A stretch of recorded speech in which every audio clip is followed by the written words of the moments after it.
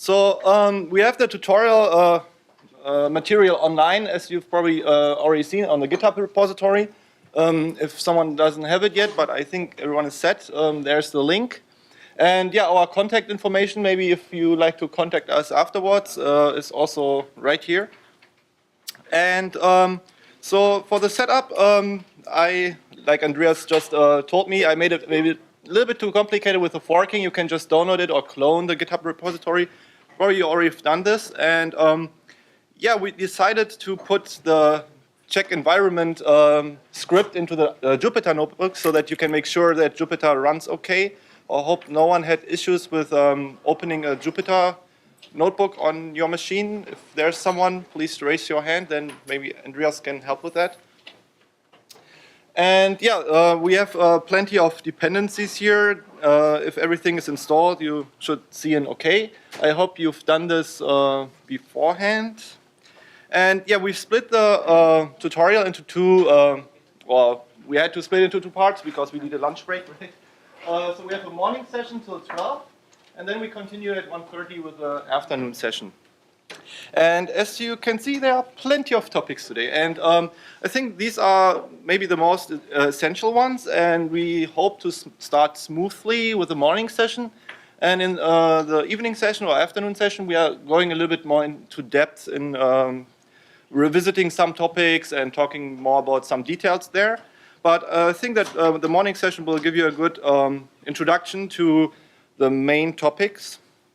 And yeah, the afternoon session has also 10 sections, which we will talk about later. So don't worry about it now. So then let's maybe start with the introduction to machine learning.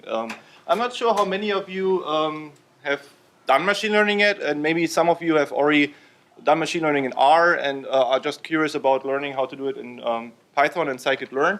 But I thought there are maybe also a lot of people who haven't done machine learning yet, so I wanted to give you a brief overview and introduction what it is all about. I mean, it's the hot topic these days in the news and everywhere.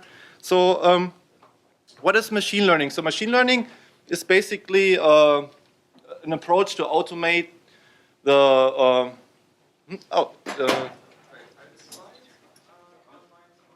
I apologize, I just finished them yesterday night. I will upload them maybe during the lunch break. So I will upload them to the GitHub repository. So machine learning helps us basically to automate tedious tasks like predictive modeling. Maybe in the past, people often did this manually. For example, maybe at the beginning of email, we had programmers who looked at a bunch of emails, looked for keywords that indicate that this email is a spam email, and they came up with the rules manually by looking at the documents. And machine learning allows us to automate this. We have an algorithm. We give it input data, for example, unlabeled labeled spam email, and it will automatically then find rules or discover rules that are powerful enough to distinguish whether an email is a spam email or not. And the nice thing is also that it learns when it gets more data, so it becomes more and more powerful the more data we give it, usually. And it's basically all about automation and having algorithms that come up with hypotheses and predictive rules for us. And here are just a few examples of machine learning where it's used today. These are probably the more simpler ones. So as I just mentioned before, the email spam filtering, or even at the post office nowadays, they use text recognition, that they have a machine who can detect characters, read characters, so that no one has to do this manually anymore. Or Netflix, if you go on Netflix, I don't have Netflix actually, but a lot of people do, and they have powerful recommendations there that are most of the time right, I heard. So this is also using machine learning to find basically your taste based on the movies you watched in the past. Yeah, and maybe the more impressive one would be the self-driving car by Google that basically is almost able to drive on the roads by itself, I hope. Maybe we get this very soon. Maybe, yeah. And these are just a few examples of machine learning. And there are three big types of machine learning, I would say. So we have supervised, unsupervised, and reinforcement learning. And the difference is that in supervised learning, like in this email spam example that I gave you before, we have labeled data. We have a bunch of emails and we know if it's spam or not, and we feed both the knowledge about what it is to the computer and the emails themselves. And unsupervised learning is more about the discovery of a structure that we don't know yet, that we don't have labels for. Basically, in unsupervised learning, we don't have labels, and we want to discover a pattern in data, or maybe we want to compress data to a smaller space that allows us to run our algorithms more efficiently, or helps us optimizing our storage space. And reinforcement learning is, let's say, kind of related to supervised learning in a sense that we have a known feedback, but it's a delayed feedback. For example, Google's or a chess computer would be an example of reinforcement learning. So here we have a machine that plays chess, and at the end, the machine wins or not. It's basically the reward signal. If it wins, it's a positive reward, and by that it learns. Or if it makes mistakes and doesn't win, that's basically then a negative reward. And it's basically reinforcement learning is learning by doing with a delayed reward that comes a few steps later. And today in this introductory course, we will only talk about supervised and unsupervised learning. And to go a little bit deeper into supervised learning, so we have then also two big subcategories of supervised learning. One would be then classification and one regression. And the main difference is in classification, we have labels like categories, we have classes, and like hard boundaries, for example, spam or not spam. And in regression, we have a continuous variable, like if you want to predict the height based on the body weight or something like that, or some other continuous variables, for example, temperature based on some factors in like humidity or something like that. And then in unsupervised learning, we have also two big sub-areas, I would say. One would be clustering. Basically, we want to find hidden structures in our data. We want to find clusters or groups of similar elements. And in data compression, we want to reduce a high-dimensional data set onto a smaller subspace. It's a little bit hard for humans to visualize, or I think it's impossible to visualize everything that goes beyond 3D. So here's a trivial example in the lower right. We have a 3D, it's called Swiss roll, and with a dimensionality reduction algorithm, we can unroll this basically, maintaining the proximity of points. It would be basically transforming this three-dimensional space onto a smaller two-dimensional subspace. And now we can do this for very high-dimensional data. That is maybe thousands or tens of thousands of dimensions into a very small subspace that makes our algorithms more efficient, but also helps us with storage space. I think also in astronomy, it's very popular right now that they have so much great telescopes that they accumulate terabytes of data, but they can't store everything of it. So they have to use compression algorithms to break it down to the most informative, or basically extract the most informative features, which they can then store on their hard drives. Now we will start with a classification example, the supervised learning.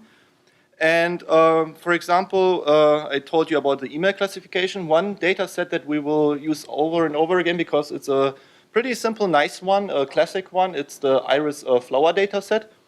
And it consists of three flowers, or three iris flowers to be precise. So there are iris setosa. In the middle, that should be iris versicolor. I labeled it wrongly. And on the right, it should be iris virginica. So setosa, versicolor, and virginica, three flower classes. And we have measurements about the petal and sepal length and width. These are basically the leaves. And based on that, we want to distinguish which flower it is. And honestly, I did some plant biology in my undergrad. I couldn't tell by looking at them what is what, but the machine learning algorithm is pretty good at that, as we will see later. And how do we represent our data? Let's say we have flower measurements. And what we basically do is, so we present data usually also in Scikit-learn as a matrix or an array. And usually our rows are our samples. So flower 1 to 150, there are 150 flowers in this data set. And the columns are usually the features, the variables that we have. our data set. And here, the sepal length, sepal width, petal length, and petal width. And then on the very right, you see the classes, which we then split into a separate array. We call it usually Y. The array Y has our class labels, and the X array has our samples in rows and the features as columns. And yeah, that is a very mild introduction to machine learning overall. And now a little bit about the tools we are using. So yeah, we use Jupyter notebooks because I think Jupyter notebooks are really nice for teaching.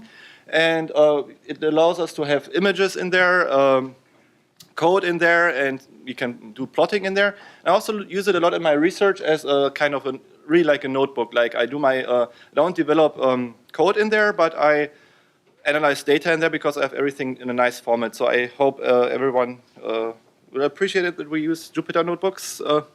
Yeah, and then Scikit-learn uses mostly or works with NumPy arrays.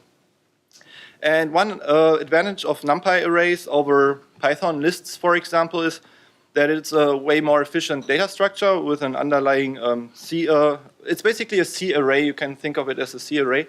And it stores the data in contiguous memory. So it's much faster to access data, and it has also very nice linear algebra functions that Scikit-learn makes use of. And it also is also fancy indexing. I have an example in the right. One example that doesn't work with Python lists, but with NumPy arrays, where we can select certain rows when we are interested in that, will be coming up a lot later.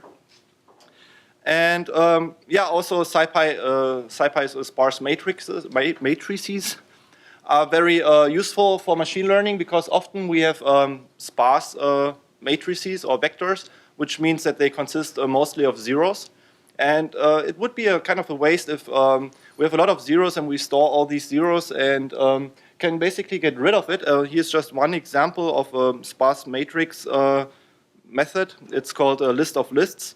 So in this case, we have a matrix here, and when we produce the basically sparse matrix, what happens is that we only store the information of values that are non-zero. For example, at position 0, 1, which would be 0, 1, we have 1. And here at 0, 2, we have a 2. So we only store the information about the labels, and SciPy implements algorithms that can work very well with these sparse matrices that we have. When we have a large data set, we don't have to store all the zeros, but only the values that are non-zero. And there's this toArray method that then also for us humans to visualize it, to converts it back into a dense matrix. And yeah, matplotlib, we will use matplotlib a lot. And why not? It's one of still the most popular plotting library in Python. I actually like it a lot. They recently added the styles, so they also look very pretty nowadays, or reasonably pretty, because a lot of people were complaining they look a little bit outdated, the plots. Yeah, so that's all about the tools. I hope everyone set everything up that we need. If not, Andy will maybe go around one more time and help with the setup. Yep. So again, a little bit more about the data formats in preparation. I introduced the iris dataset before briefly, and we will also not only work with the iris dataset. We have several different datasets. For example, one would be the digits dataset. It's not the MNIST or MNIST dataset that you maybe have heard of. It's a smaller subset, and it contains basically images of digits from 0 to 9. And we will also use algorithms to automatically classify based on the image which number it is, which is, for example, useful in if you read bank checks or something like that, in telling machines and things like that. And in the notebook that we will just open in a few seconds, we also use Scikit-learn's datasets sub package, which helps us generate synthetic data like toy data, which is very useful for debugging or exploring machine learning algorithms. So basically, if you go to the documentation, the Scikit-learn datasets subpackage has a lot of these make something functions. In this case, in this example, it would be, for example, make S-curve.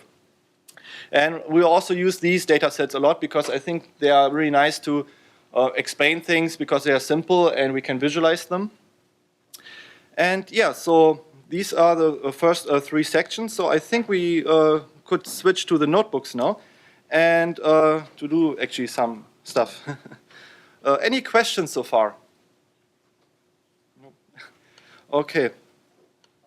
So the first notebook, it's just what I've said, like a brief overview or introduction to machine learning. I think I went over all these points, and let me make this a little bit bigger here. So it gives you in a text format the same or similar introduction basically. And I think this image may be quite interesting to explain up front. So if we do supervised learning, I mentioned that we have features and labels. So we typically split a data set into a training data set and a test data set. And then we use the training data together with the labels in supervised learning to fit a model, a machine learning model. So in this node here, we would run our machine learning algorithm, and this algorithm spits out a model. Then we have separate test data. We keep it separate, and we use this test data to evaluate our model, because when we fit it on the training data, we don't know if it memorized the training data, if it works on real new data at all. So we keep a separate test data set around, and we use this model with the test data to make a prediction then, compare it back in the evaluation step to our test labels that we withhold. And then we can see how our machine learning algorithm performs on data that it hasn't seen before. These are, again, the now correctly labeled Setosa, versicolor, and Virginica flowers. The data representation. Okay. So there are no exercises, no code in the first notebook, but I think it will get more interesting right here in the second notebook.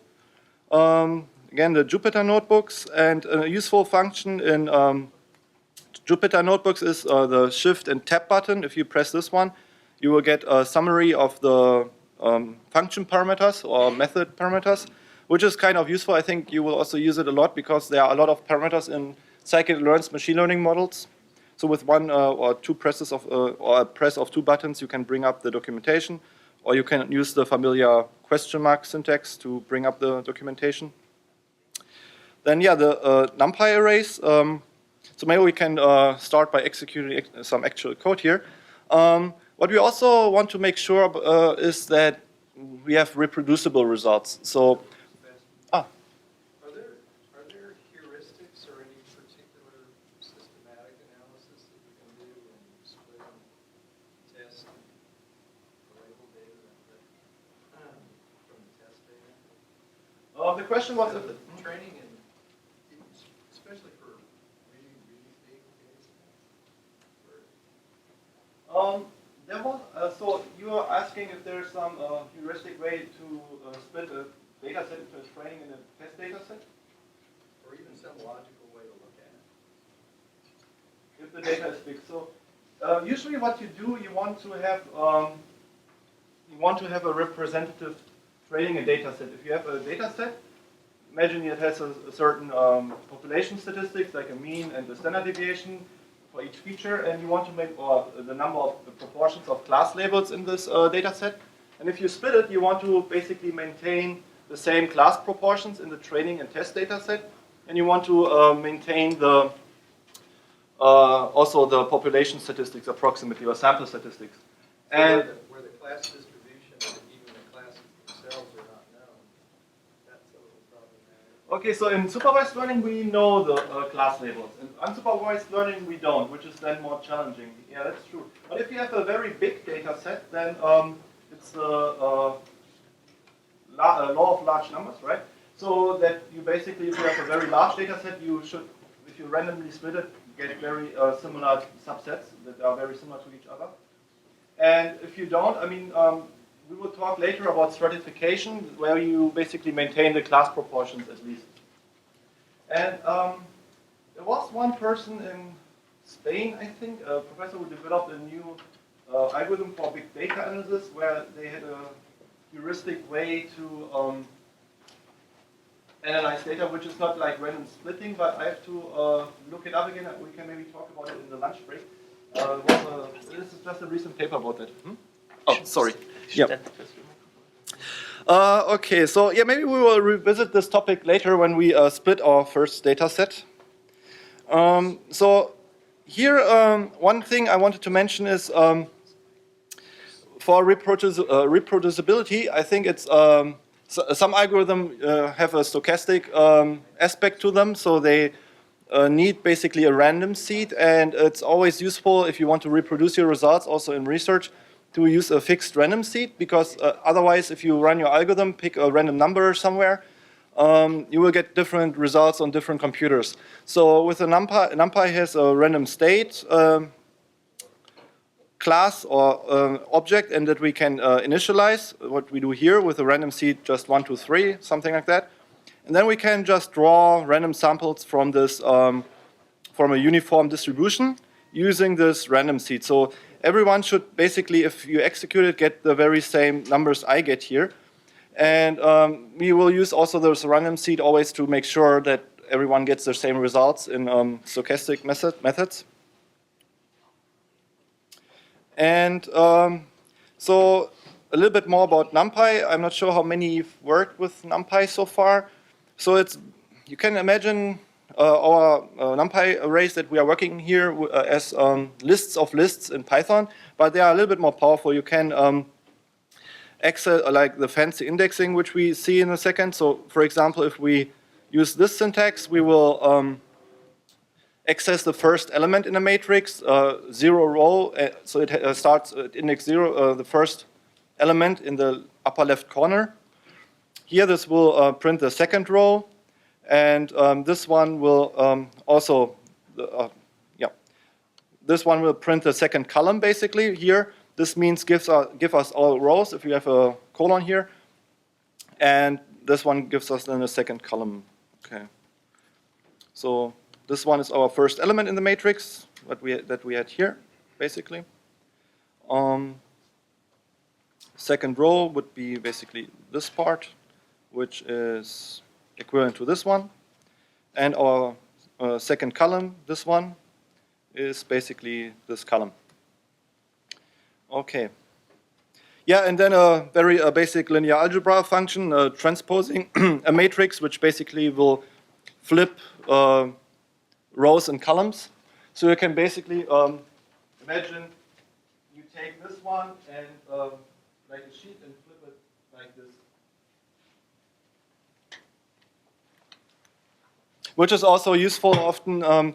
Think it's NumPy's covariance matrix where you need the rows and columns flipped. Because usually in machine learning, in Scikit-learn, we use rows as samples and columns as features, or we represent features as columns. Yeah, the linspace function, what it will do is it will create an evenly spaced interval of numbers from 0 to 11, or 12, sorry. Yeah, in five points in this interval between 0 and 12. So one thing is about Scikit-learn. It expects, when we have a data array, a two-dimensional array, or array with 2 axes. So if we have only one axis, like here, we can use the NumPy new axis, what is it, an object, to insert it into the column position, which will then create a two-dimensional array of the same thing. So you can see with the double brackets here that it's now a two-dimensional array. So basically we transferred a row vector into a column vector. What do we have here?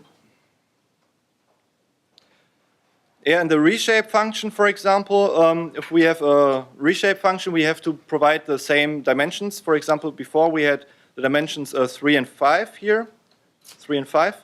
And with the reshape function, we can also, it's here in this case very similar to the transpose, make a 5x3 array. So 5 rows and 3 columns. Yeah, the fancy indexing, that is something that's nice about NumPy that Python doesn't provide us, or Pythonists don't support, is a fancy indexing, for example, that we can put the positions in arbitrary order here, and will give us the fourth row, the second row, and the first row. And then again, the sparse matrices. This one will first generate, let me see.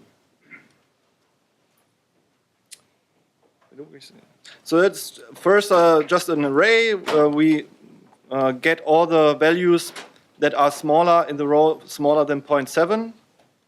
Or we set it to 0, basically. Now we can, this would be a perfect example of a sparse or a matrix that can be better represented as a sparse matrix, because we have a lot of zeros here. The majority is 0. So we don't need to store all these zeros. What we can do is use the sparse matrix from SciPy, which basically only stores the elements that are non-zero. And we can convert it back to a dense array for visualization. And this is what I had in the introduction, the list of lists way of creating a sparse matrix.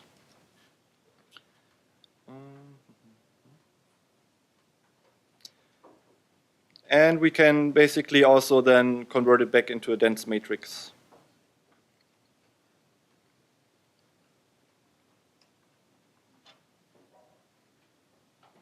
And so basically, Scikit-learn, I think it depends really on the application and the type of algorithm. There are different ways to encode a sparse matrix, and some are more efficient than others, depending on the algorithm and the data format. And Scikit-learn uses mostly the CSR format, which is this one right here, the compressed sparse row matrix.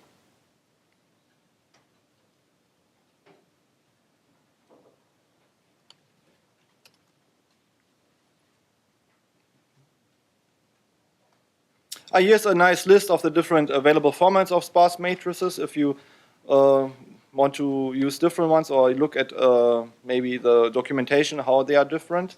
We don't go into much detail because Scikit-learn provides this basically under the hood, so the implementers use the hopefully most efficient format to represent data that is most efficient with a particular algorithm. And yeah, just to make sure that our matplotlib installation works correctly. So in Jupyter notebooks, we use the matplotlib inline function. There's also equivalent one. It's called matplotlib notebook. But I had some issues with this. Sometimes it's an interactive plot that it will reproduce. But I found this inline function more robust, so that works most of the time. And with that, our plots will be just generated in the notebook itself, not as a separate window, which is very useful. So then if we import matplotlib and plot just a very simple plot of a sinus curve, we should see it inside the notebook, which is nice later when we do our visualization to have everything in one place. Yeah, the scatter plot function will produce here a scatter plot of 500 times 500 random normal distributed data points with a mean 0. And the imshow function helps us basically to generate something maybe like a heat map or an image of a matrix, basically, like with the heat values in here. Like the magnitude of values have a darker color, high values have a darker color, and lower values have a cooler color. Contour plots. We don't use them really in the notebooks any, right? So I haven't seen any notebook that uses contour plots, but yeah. Yeah, 3D plotting, that can be sometimes a little bit of a hassle, but usually it almost always works to visualize 3D data. We can't go much beyond that, so 3D is all we can maybe visualize as humans. So can also create 3D plots with matplotlib, which is quite nice. And notebook is much better, right? Whereas if you do matplotlib notebook, you can actually turn the rotation. Yeah, in this case, Andy is right. If we had a matplotlib notebook right here, we would have an interactive graphic inside the notebook. But I think what happened is when I used the notebook and you want to view the notebook online on GitHub, it doesn't show the plots, I think. There was some weird thing happening. Maybe they fixed it, I don't know. Yeah. Yeah, I used it for a while when it was new, but I had then issues and went back to the classic one. And Thomas Caswell always reminds me, hey, you should use the matplotlib notebook. Yeah. I'm guilty, sorry. So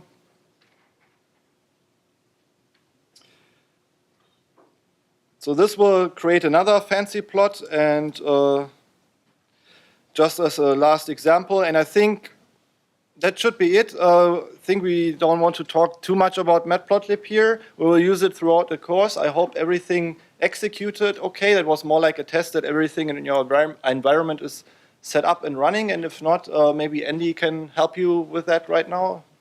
Someone had problems with matplotlib. And then let's just jump to the next notebook.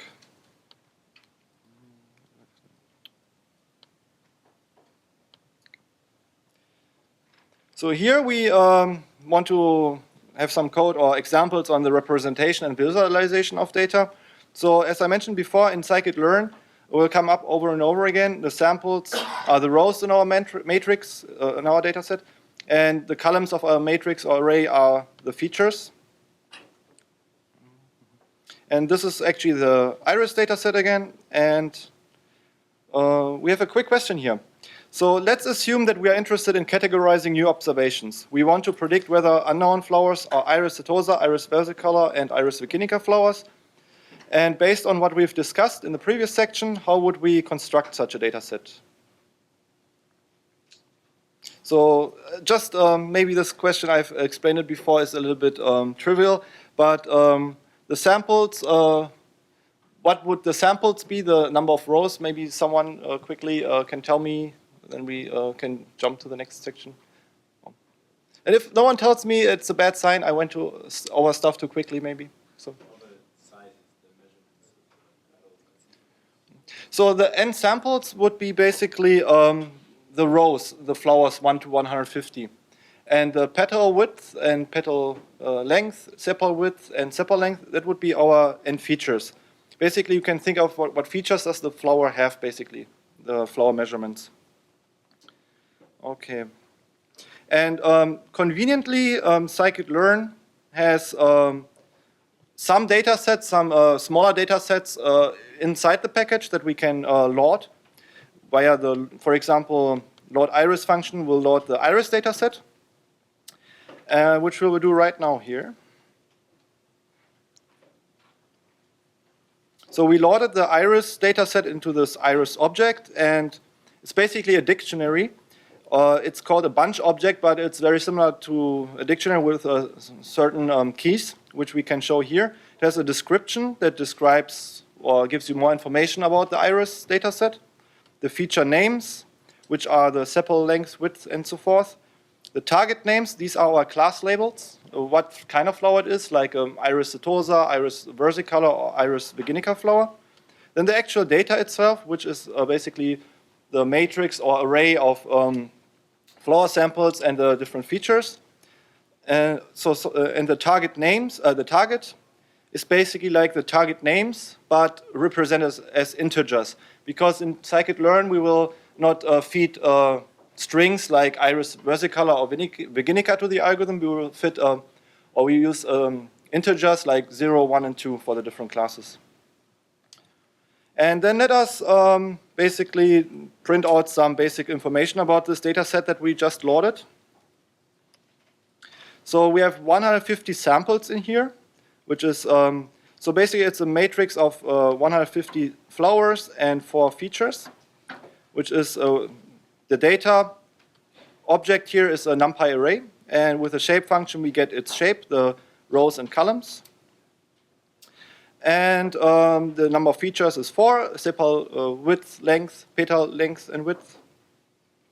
And this would be the first flower. If we access the first row in our NumPy array, it will give us the features of the first flower, which would be here the sepal length, sepal width, petal length, and petal width.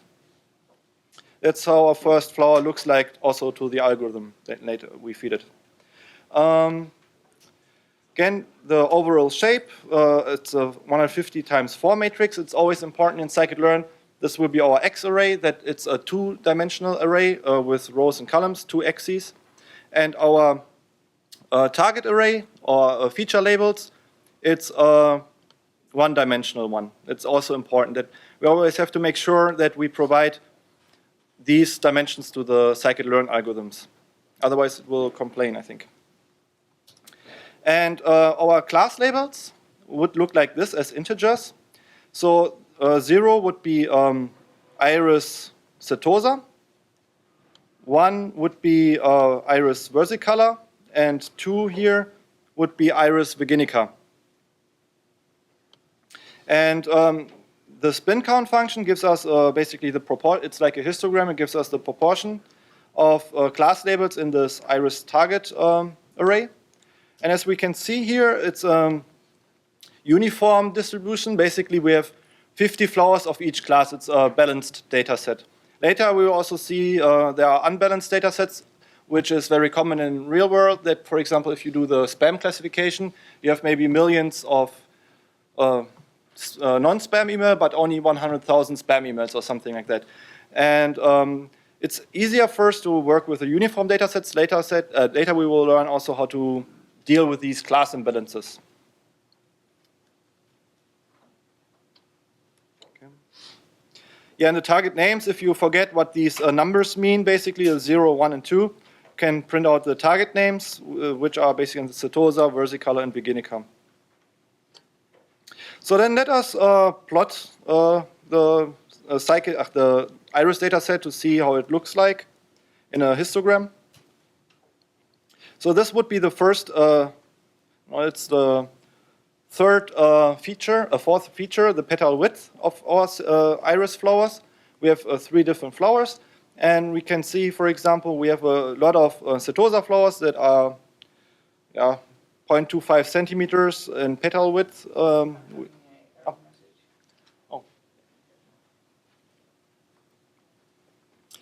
And as you can already see, so here it's maybe easy to just draw a line, a vertical line, that can separate setosa from versicolor and virginica. But it's not so easy to separate versicolor from virginica, because here's an overlap, and we can't just draw a decision boundary or a line here to separate them. And you have to think about we have multiple features. We don't only have the petal width, we also have sepal width and petal length and sepal length.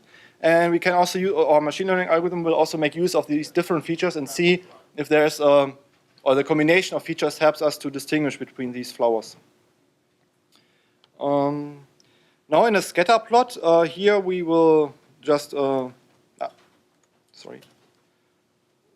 a 2-dimensional scatter plot. This was a 1-dimensional representation of one feature.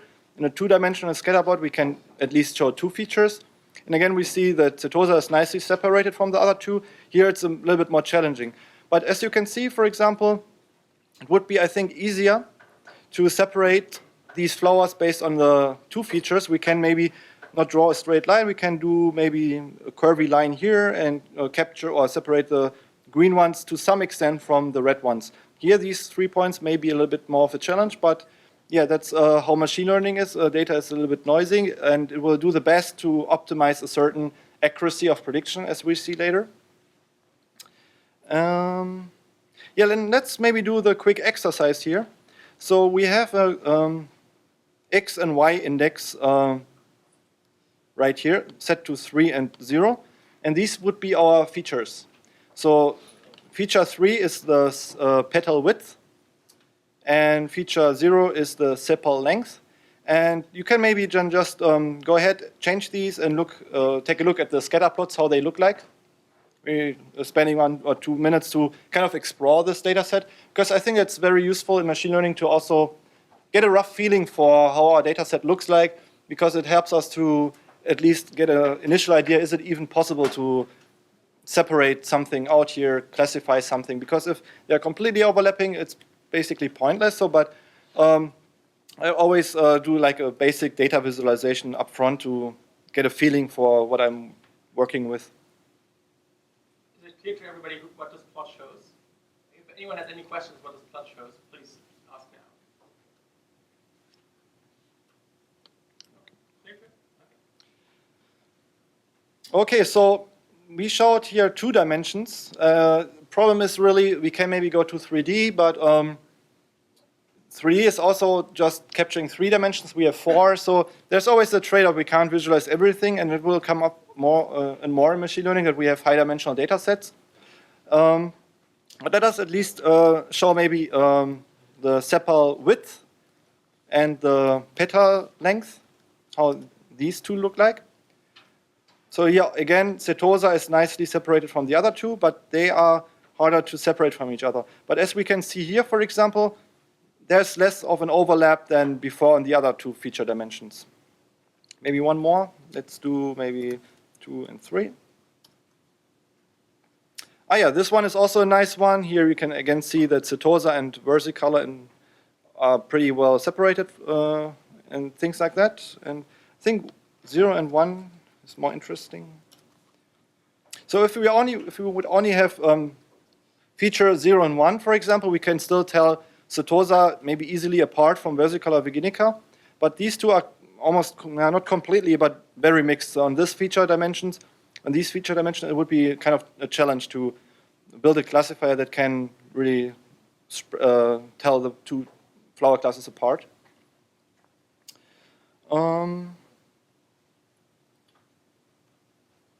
Again, there are different data sets implemented in Scikit-learn.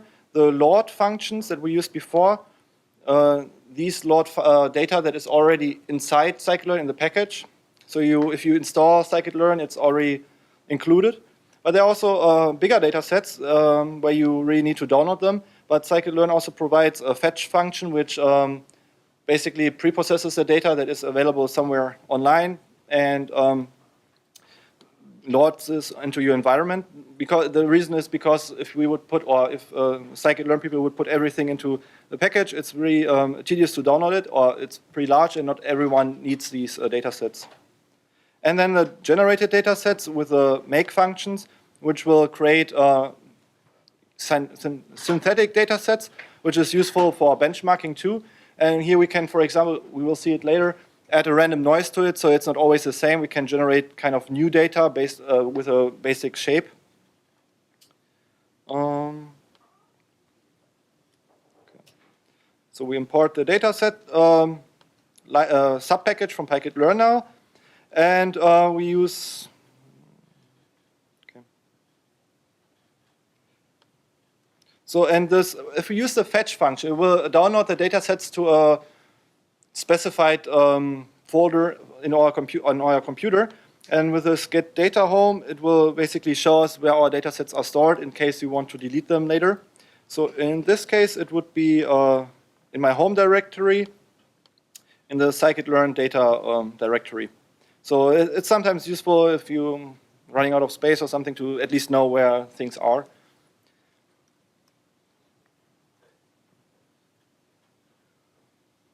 And a second data set, had a brief overview in the presentation slides, is the load digits data set. It's the handwritten digit data set of digits from 0 to 9. And similar to the iris data set, we have the sponge object when we load it, digits. And in the sponge object, we have a descriptor that describes our data. Then the images of these, the target names are basically 0 to 9, the digits. Targets are the integers. Okay. And the data is basically an array of these digits by rows and columns. Usually when we work with data sets, we are mostly only interested in the data and target objects here. Data, both are these NumPy arrays that we will feed to the machine learning algorithm. So as we can see by execution in this part, the shape of this data of one data point, or in general of the data matrix, is 1,797, which means we have 1,797 digits in this data set, and each has 64 columns, basically. And these are our targets. So the first one would be our one image, the first image. And these values here are basically, not pixel, each number represents one pixel, basically. And this will be a value how dark this pixel is. So a high number is more towards black, and 0 is basically white. And these are our class labels, the target, and the digits basically from 0 to 1. And we can see here, it's I think it's shuffled. So we have 0, 1, 2, 8, 9, 8.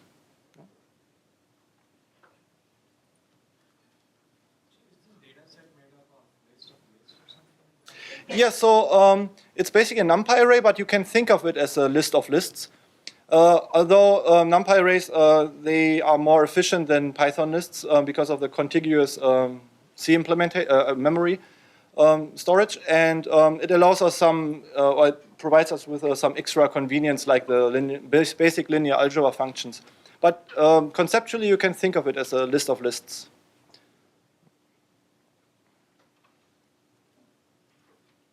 Okay. So the data is itself a whole bunch of lists and then Yeah, so basically each row would be one list, and you have separate rows, so you have multiple lists wrapped by another list, basically.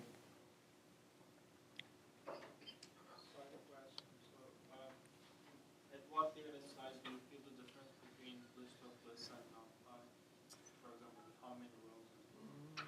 I think so. When a Python list stores an object, so one advantage of Python lists is, for example, you can put anything in there. You can put a dictionary in there. You can put an integer in there. You can put a string in there. But it doesn't really help us with machine learning.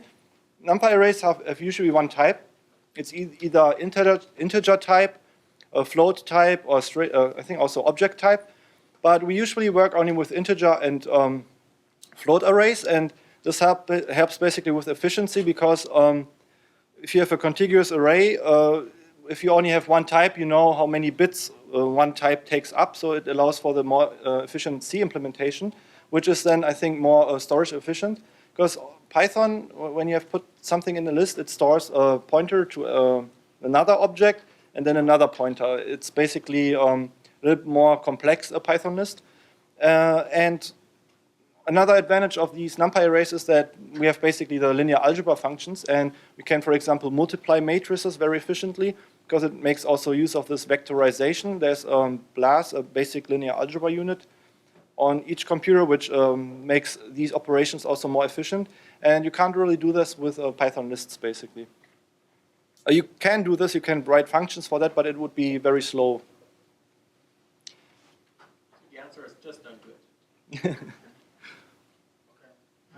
I was asking, I guess, what data size make you feel the difference when you store two things and make some operation? 2 times 2.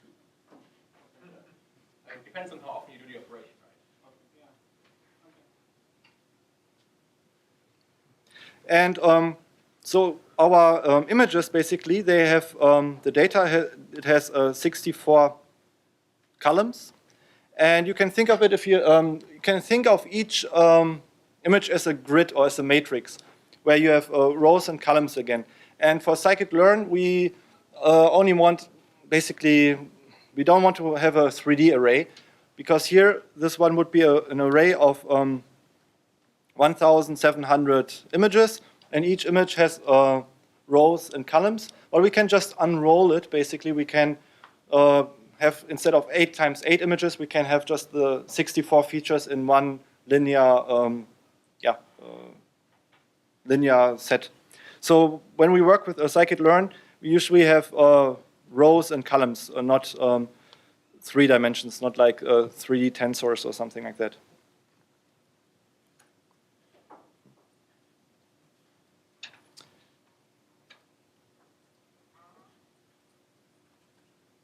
explain that reshape? Yeah, I'm just, so basically I'm just looking at it. So this images, these images, basically what they have is, it's a 3D array. They have 1,797 digits. Each image has 8 rows and 8 columns. And with this reshape, so this one is the image, and this is the data. And in the data, we already have the 64 columns. So with this reshaping, here we are basically reshaping these 8 by 8 into the 64. We don't have to do it because Scikit-learn already in this data package has this reshape, but here we are just testing that they are equal. If we take one image and reshape it, we get what's stored in the digits data. Maybe we can visualize one of these images here. Or multiple ones. So here we use the an 8 times 8 subplot. And in each subplot, we have the images here, which are not unrolled yet. And each image should have 8 rows and 8 columns. But we, for example, above also, in this data thing, we basically have one linear array of these values. So for example, you can imagine putting this pixel here to the right and so forth, basically just spreading it out. And that would be the image data set. We will work more with it later. And the make, dataset make functions in Scikit-learn, like I mentioned before, it helps us to generate new data with a random noise if we like. And here we will generate now a S-curve with 1,000 samples. And this S-curve is a 3D curve, so we have 3 features, one x-axis, one y-axis, and one z-axis feature. And then we can plot it in 3D. Looks like this, basically. So this would be our x-axis feature, our y-axis feature, and our z-axis feature here. And finally, we have a faces data set.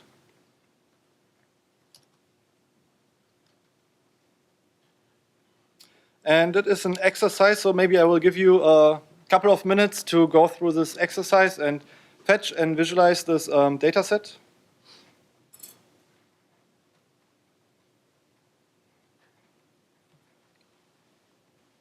So any questions so far?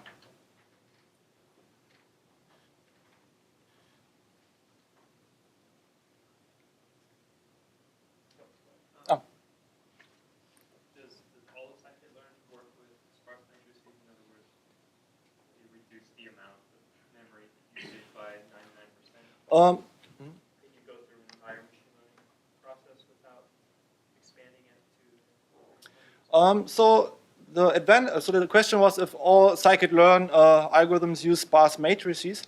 And I think the answer is really depends on what data you expect. If you're working with text data, we will see it later, we get a lot of zeros, or we have a very sparse matrices. There it makes a lot of sense. But some algorithms, for example, in this iris data set, we don't have one single zero there for a petal length. It will be kind of awkward if you have a flower with a 0 petal width, right? So it depends on what data set you have and what algorithm you are using.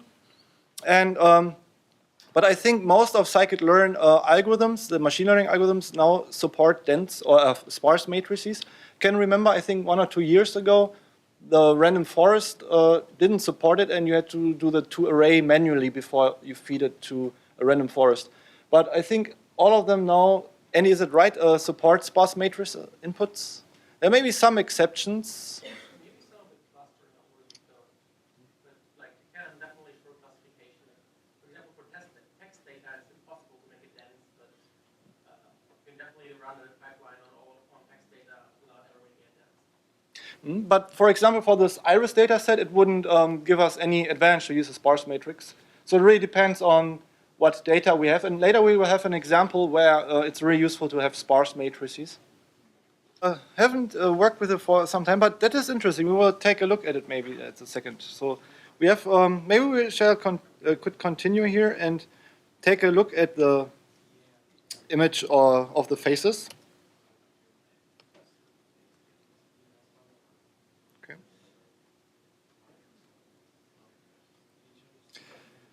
I think I need the Wi-Fi here.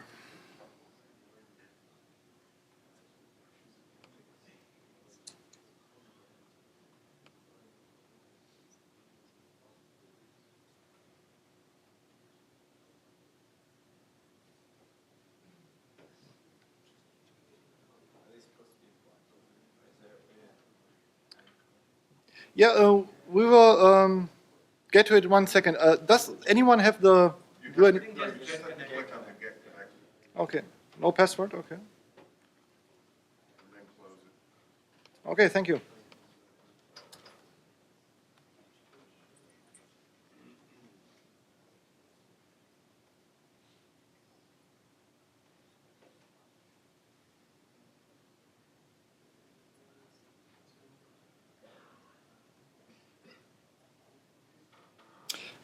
Let me look at this one here.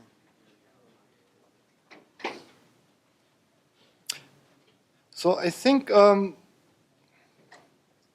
example, it depends on your color map that you are using. I think if you use the binary here, like we used before,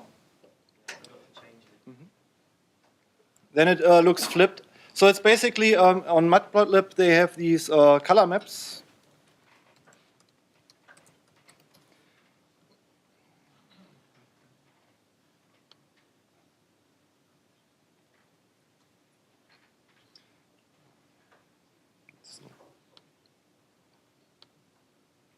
So they have different color maps. We were using before the binary one. And now we are using the bone one, which goes from black to white, and the binary goes then probably from white to black.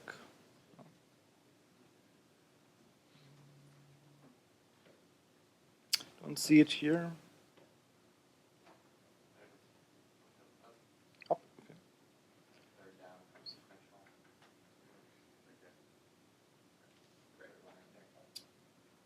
Wait. Yeah, bone. Yeah, okay, bone. Yeah. No, the binary. I can't see it here, but the binary is probably the other way around. That it is just white and black without a continuous scale. It's not a sequential data set, color map. But if you change this one to the sequential bone, you should see them in a prettier way.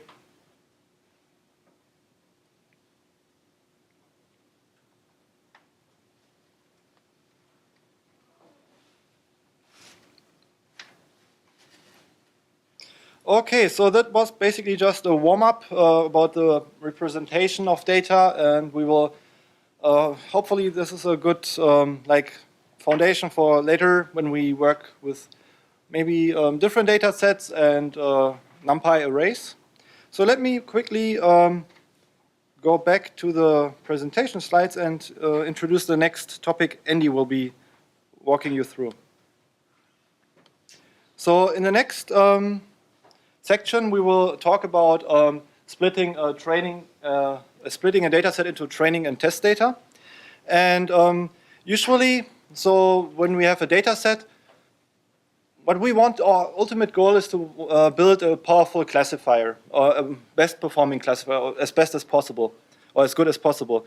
And one problem is with real world data that it's usually limited. In an ideal world, we would just use all the data that we have to train our classifier, and then maybe just collect new data and test it on the new data. But often we don't have this luxury, so we have to make basically a trade-off and split our valuable data set into two parts, the training part and the test part. The training is really for the algorithm to learn the rules, and the test part is then to see, does it really work on data that it doesn't or hasn't seen before.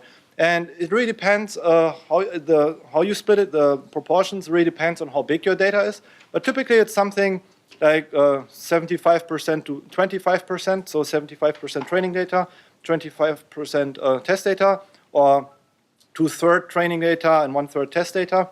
Basically, you can also do a 50-50 split. But remember, the more data you withhold from the training algorithm, or from the algorithm, so the smaller the training data set, the more challenging it would be for the algorithm to discover the rules that can really distinguish it. So it's not always the case, but typically for smaller data sets, it's useful for the algorithm to have more data, more examples it can learn from. So we don't want to put away too much test data. But on the other hand, we also need the test data to have a representative subset to really evaluate our algorithm on. It's basically like a trade-off. And here's just one image that shows you when I use the iris data set, and I just split it randomly, what happens. So iris is a rather small data set. There are only 150 samples, 50 samples from each flower. And if I split it randomly, what I get is, I use the random seed. I haven't listed the random seed here, but I just use the random seed to split it randomly. And what happens is that I get 38 setosa flowers, 28 versicolor, and 34 virginica in my training set. And in my test set, I get 12 setosa, 22 versicolor, and 16 virginica flowers. And as you can see, so basically our setosa flowers are now overrepresented in the test set, training set, and underrepresented in the training set, test set, sorry. So you are changing the proportions here, and it's a little bit then of a challenge for the machine learning algorithm. If you assume, let's just assume for a second that in the real world, outside in nature, there are really like equal proportions of each flower class. And if you just change the proportions and your test set is also different in proportions, your algorithm is maybe you are not training it with the true proportions, and then you evaluate it on even different proportions. So you will not get a probably optimal model here. So one way to avoid this is stratification, which is already implemented in a function that we will, or Andy will show you in a second, that helps us to maintain the class proportions. And we will also talk about, or Andy will just talk in a minute about a very simple machine learning algorithm. It's called k-nearest neighbors. And what this algorithm does, it's very simple. So for example, here it's just a toy data set on 2 dimensions.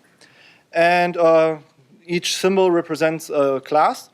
And in the k-nearest neighbor algorithm, we have the k, which is basically a number that represents the number of neighbors. So if we want to classify a point, just put a question mark here for the point that I want to classify. And if I set k equal to 5, I will look for the 5 nearest neighbors of this point. And in this case, I have 3 triangles, 1 plus symbol, and 1 circle. So then I do a majority voting. So what is the majority in my neighborhood? It's the triangle. So the nearest neighbor algorithm will then select this triangle to predict this, or predict the question mark, what it is. It's a triangle. And how does it find these neighbors? So different distance measures. Usually we use Euclidean distance. Put the equation on the right, so you have to substitute in the p by a 2, then it gives you the Euclidean distance. So it's basically just in each dimension, you subtract the values, put a square on it basically to make it positive. You sum them up and take the square root, which will give you then a Euclidean distance. So there are different data sets. For example, if you're working with text data, different distance measures. But typically for something like iris, the Euclidean distance measure would be a good option. And later we will also see when we use this distance measure, it's also important that our features are on the same scale. In iris, it's convenient. They are all measured in centimeters, but it's not true for all data. I think we will work with a wine data set later. And the wine data set, for example, has 1 dimension. It's called alcohol percent, and then in milligrams, the phenols. And these are completely different features. One goes maybe from 0 to 100. The other one goes from 20 to 50 or something. So we also have to scale this. But this is something we can worry about later. I think Andy really wants to talk now, because I talked too much here, I think. So I will just hand over to Andy and maybe go around if there are problems. All right, so first let's go back to this concept of training and test data, which is, oh wait, natural scrolling, great. Which is really, really fundamental to machine learning. So our goal is, as Sebastian said, to learn from the data, but we don't want to make predictions just on the data that we already saw. We want to make predictions to new data that we have not seen. So, for example, we want to possibly learn from the past and make new predictions in the future. We're not interested in making predictions of the data for which we already have the answer. But we also, before we can deploy a model or use it in our research, we need to make sure that the model actually works. So we set some test data aside, which stands in for the future data that we have not observed. We build the model on the training set, and then we can evaluate it on a test set. For the test set stands in for the future data, but for the test set we actually have the right output, so we can see does our model perform well. And if it performs well on the test set, we can assume it will also perform well on future data for which we don't know the answer. So here we will just load some data and split it into a training and a test set. We'll use the iris data set, and we'll apply the k-nearest neighbor classifier we just saw that considers for each data point the k closest points.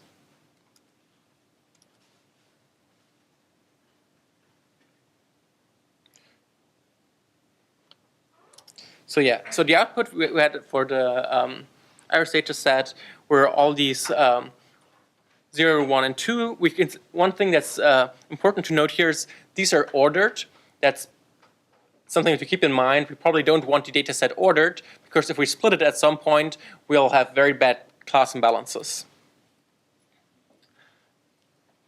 Also, if you split your data into training and test set, and there's these kind of sort of some sorting in the data. For example, if you have a time series, you need to be very careful, because the data in the training set might be very different from the data in a test set. So here we know that there's no actual structure, there's no like time dependency in the data, so we can just shuffle it and then split it into a training and a test set.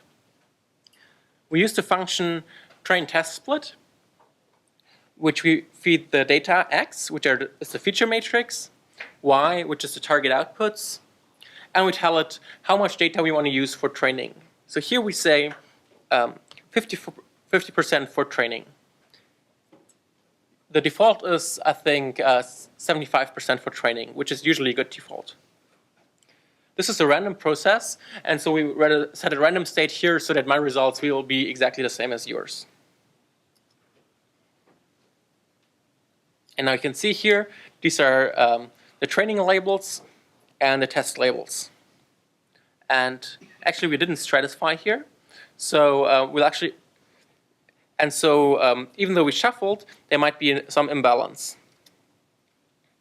And you can see here we use bin count to count how often each class appear in the data.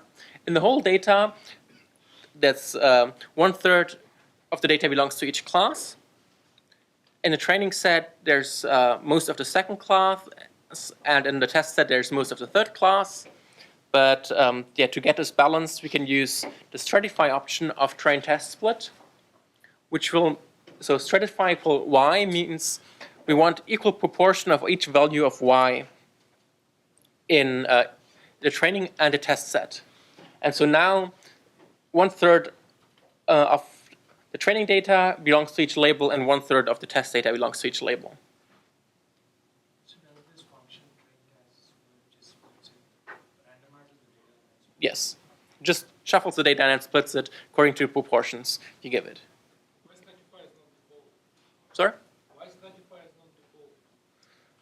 Are there any cases where it's not? Well, okay.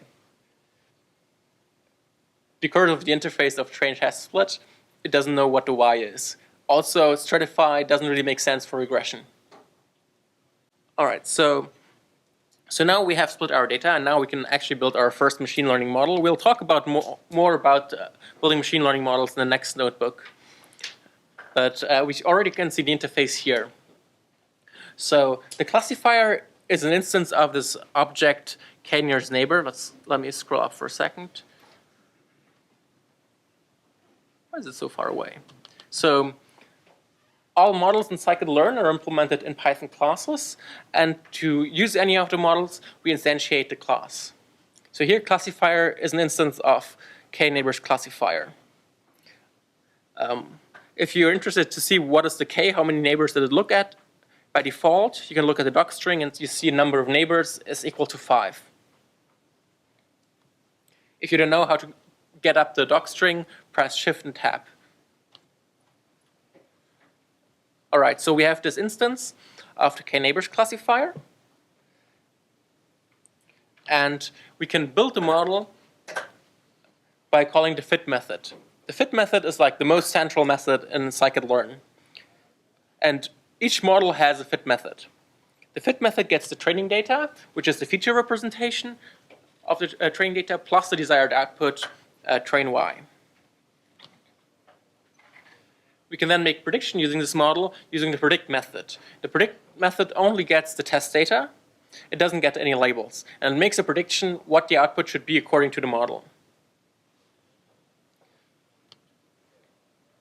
Then we can look at what is the fraction of accurate predictions. So here we can see the prediction is the same as the true labels test y on the test set with an accuracy of 96%.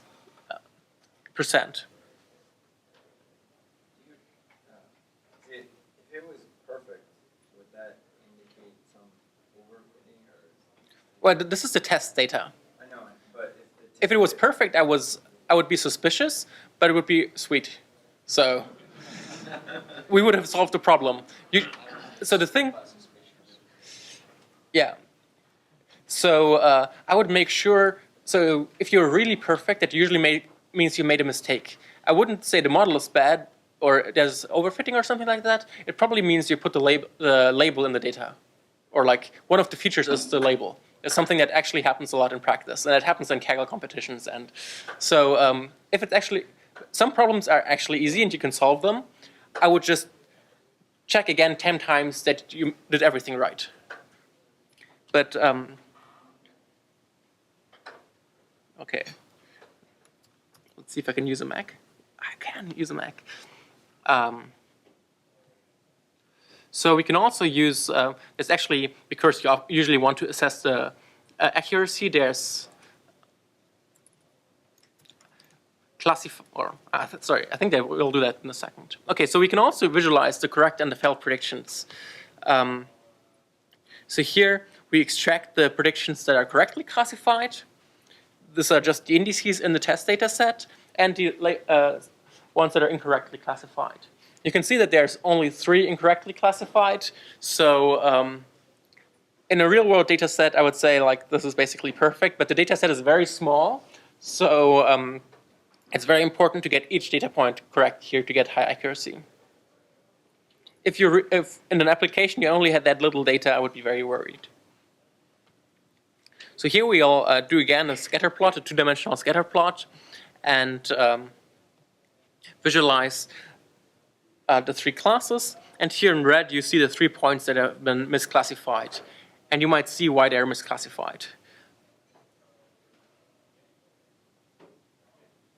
Because these are like just on the border of the region. One thing maybe that's important to note is if we did the same thing on the on the training data set, so if we do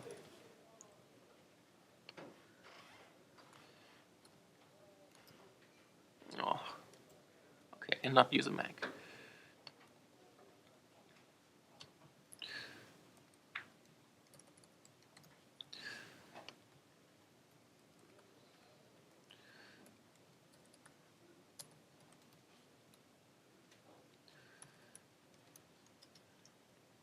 Oh, actually, it's also just. I mean, it's somewhat better, but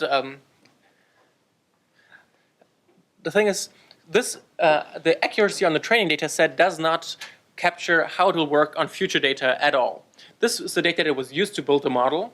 So this is often very, very high, and this is often 100%.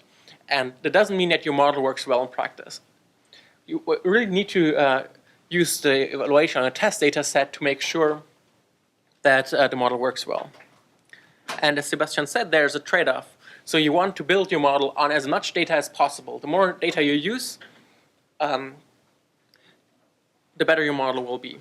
But if you use too little data as for testing, then your estimate of the test accuracy will be pretty rough. Can I ask a question to clarify? Sure. So I was under the impression that we are doing unsupervised This is supervised learning. But there's a related algorithm k-means. We will see about that later, which is then unsupervised. But it's not really that related. It also has K in the name. K nearest the okay. We will see how it's different. Okay, but so the point is we have, for each data point in the training data set,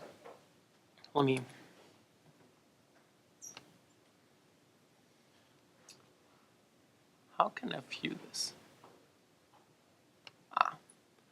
So here, the point, can you see this? Yeah. So the points with the triangles and the circles and the pluses, they are the training data points and they are labeled because they have the circles and the pluses and the triangles, so we know what they are.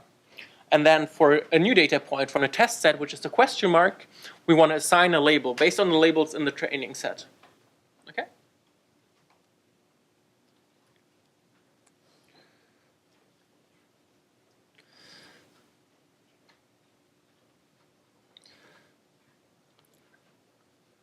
So this is more like a visualization and machine learning exercise, but we want you to plot the data again as we did here, but now label the 3 points by which class they actually belong to and which class they were classified as. So maybe use different color or different symbols to plot these 3 points so that you know which class they actually belong to and which class they were assigned. So there's solutions here, don't load a solution.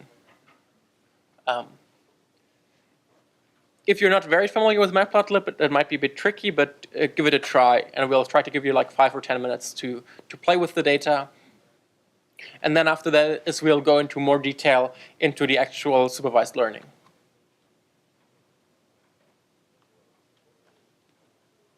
Are there any questions so far?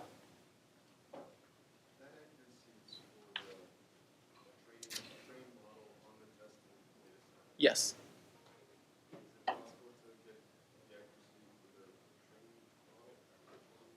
Yeah, that's what I just did here. So we'll go over that in a second.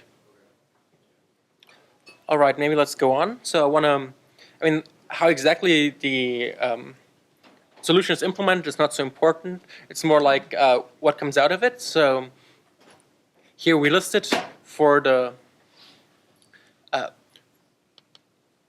3 misclassified samples. We had the indices of that already here. These samples, they were incorrectly classified. We get, for each of them, what was predicted and what was the true label. So it was all classes 1 and 2 being confused, which is probably what we expected. We didn't expect this class and this class to be confused. We expected these two to be confused. And so 44, which is this one, was predicted as class 2, which is gray, but in reality it was class 1. And so it was predicted as, gray, but it was green.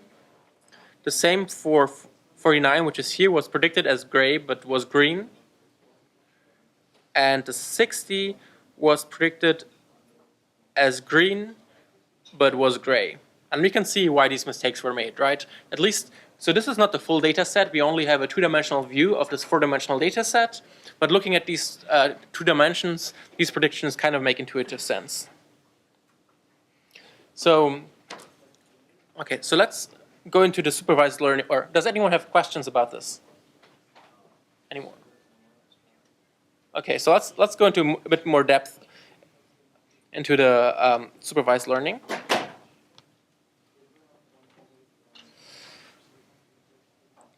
So first I want to make a distinction between 2 types of supervised learning I will talk about.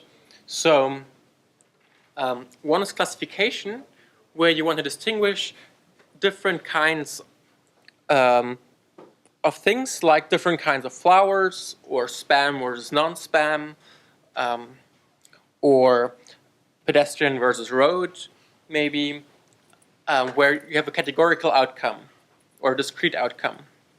The other one is regression, where you have a continuous outcome, so you may want to predict the price of something or the size of something.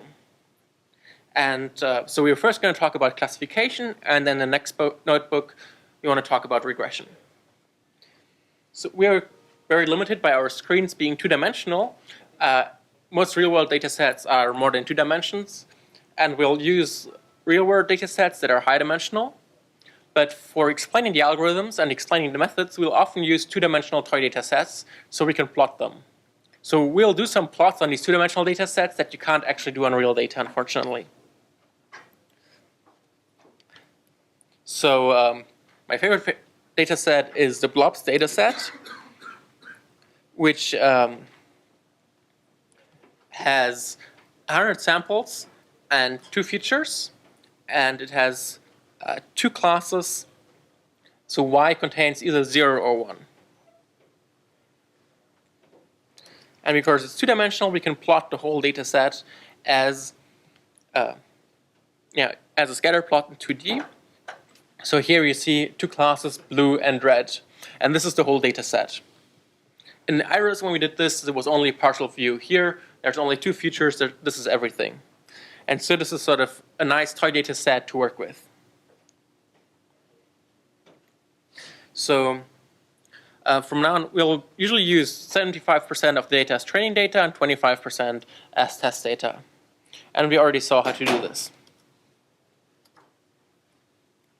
And now, just a reminder, so what we want is we want to have a model that generalizes well to new unseen data. And so we use the training data and the training labels to build the model. We can use the model to make predictions on the test data. And we can use the test labels that we already have to evaluate if our model is a good model. And these are like the 2 phases. There's the training phase where you build the model, and there's the generalization phase where you want the model applied to new data. And so we're going to use a different model here. So we're in the afternoon, we're going to talk about some of the most commonly used models in more detail. For now, just sort of accept them as black box, they make predictions. You put in some data and they put out some predictions. We'll go into more depth in the afternoon. Commonly used model is logistic regression. This is confusingly not a regression model, it's a classification model. Again, as I said before, we import the class. All the models are implemented in classes. We instantiate the class and have this object classifier there. We have our training data, which is 75% of the data, or maybe 76% of the data. And we built our model on this training data set using the fit method. So the fit method, so you can see there's something printed below. This means the fit method returns self. So the fit method returns the classifier, which we're not using here, but it sort of helps you to write shorter code, which we'll see later.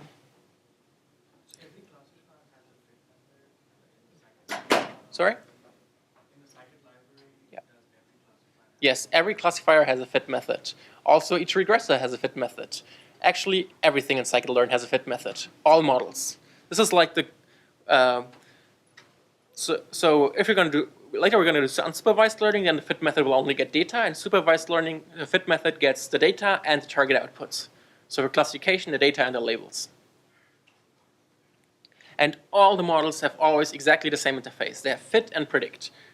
That's basically all you need to know for classification. But different math underneath, right? Yes, very different math underneath. And so because I don't know how much linear algebra you know, I'm not going to talk about the math now. I'm going to talk a little bit about it later. And so, yeah, so we can make predictions with the predict method. And so here you can see we compare the prediction that we made against true data, the true test labels, and you can see they're mostly the same. there's a mistake here and there's a mistake here. I guess there's 2 mistakes. And as we saw before, we can compute the accuracy, which is just how often we made a correct prediction. This is sort of one of the most commonly used methods that to evaluate how well a classifier does. The main benefit of it is it's very intuitive. It tells you the fraction of times you were correct. It's kind of bad in a lot of circumstances, but we'll talk about this later. Because we want to use this so often, there's also a method that actually computes this directly for us, the score method. The score method gets the data and the labels, computes the predictions on the data, and then compares to the labels. And so here, the score, it says the score in the test set is 87.5%.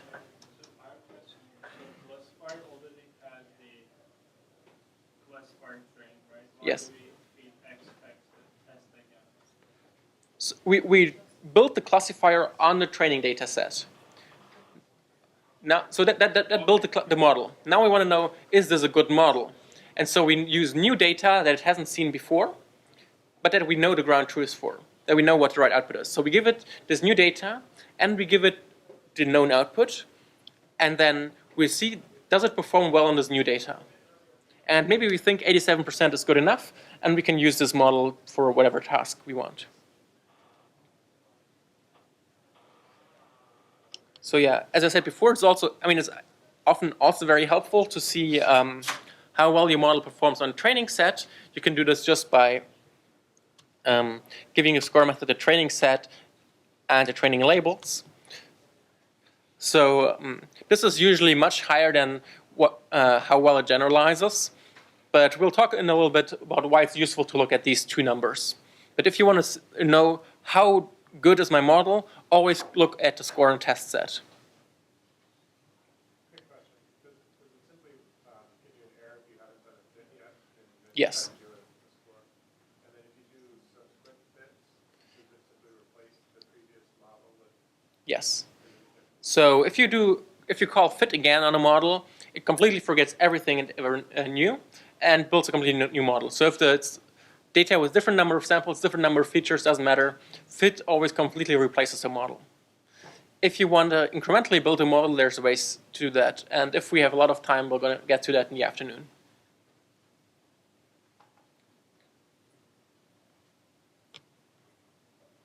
So we built this logistic regression model, we evaluated it. We can also, so logistic regression is a linear model, which means that it has a linear boundary between the classes.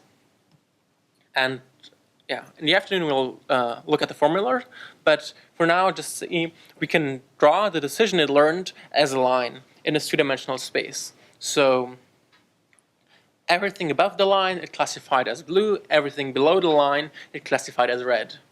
And you can see it made a bunch of mistakes. So here we plotted this on all the data set, on the whole data set. If we just look at the test set, we saw it made 2 mistakes.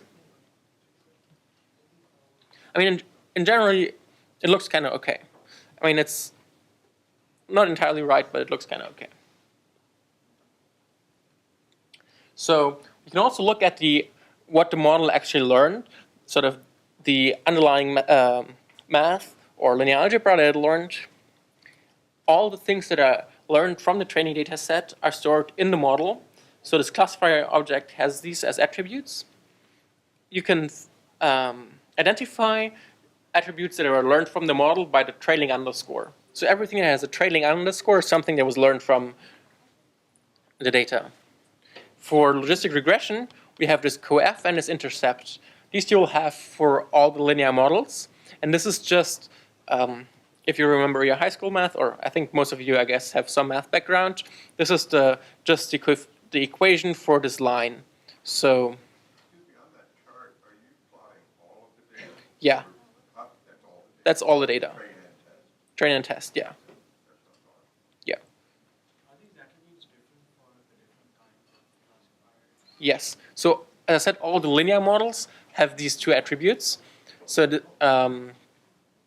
this is all the linear classifiers and all the linear regression models, and there's like 10 of them. But the other models that have that, for example, I mean, these are the parameters of this line. So these are like the slope and the offset of the line. Other models work in completely different ways. For example, the nearest neighbor that we saw before doesn't have any concept of line or anything like that. So it has very different attributes. So yeah, we already saw the nearest neighbor classifier. So let's go through this again. So one thing about the nearest neighbor classifier is, I mean, that's very obvious. There's like one free parameter to tune, which is how many neighbors we want to look at. And depending on how many neighbors we look at, the model will make different predictions. And this is a common feature of most machine learning algorithms, is they have parameters that you need to tweak. And we'll go into great length about this later. I don't know if you talked about this, but how do we choose this parameter for how many? Yeah, I mean, sorry, that was what I was trying to say. We're going to talk about this in great length later. And it's like, it's a very tricky problem. But so here for now, we said we're going to use just one neighbor. So for each point, we'll look at what is the nearest point in the training data set and assign that label. Then we fit our model. For nearest neighbors, actually fitting the model mostly means just storing the data. And then we can look at, doesn't seem right. Oh yeah, it does. We can look at, here this is the decision boundary made by the model. So this is actually, yeah, it's again plotting all the data. And so you can see that everything above here is classified as blue, everything below here is classified as red, but there's also like a small island of blue here. So there's, this blue point is in the training set, and so everything that is where all the data points here, or if you had a data point here, the closest point to it would be this blue point, and so the new point would be classified as blue. And yeah, it has this kind of weird shape.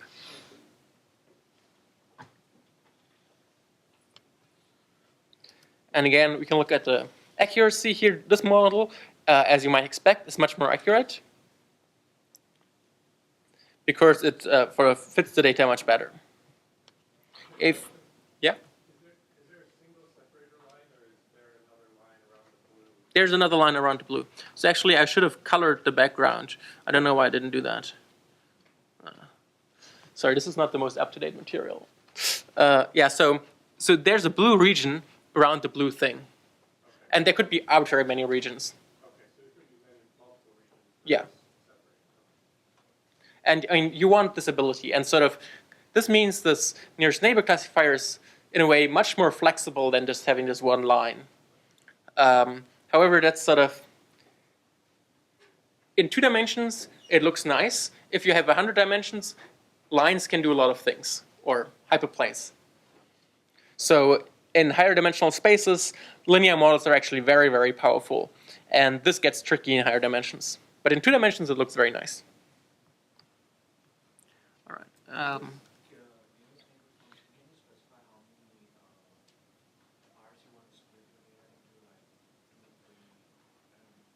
I don't understand. This is not a clustering algorithm. So we were talking about, there's, I don't know, for some reason often people confuse k-means and k-nearest neighbor. They have very little to do with each other except for the number k at the beginning. That stand for completely different things. In k-means, k is the number of clusters. Here k is how many neighbors I look at. We'll go through to k-means later, but so we can also look at the score in the training set here.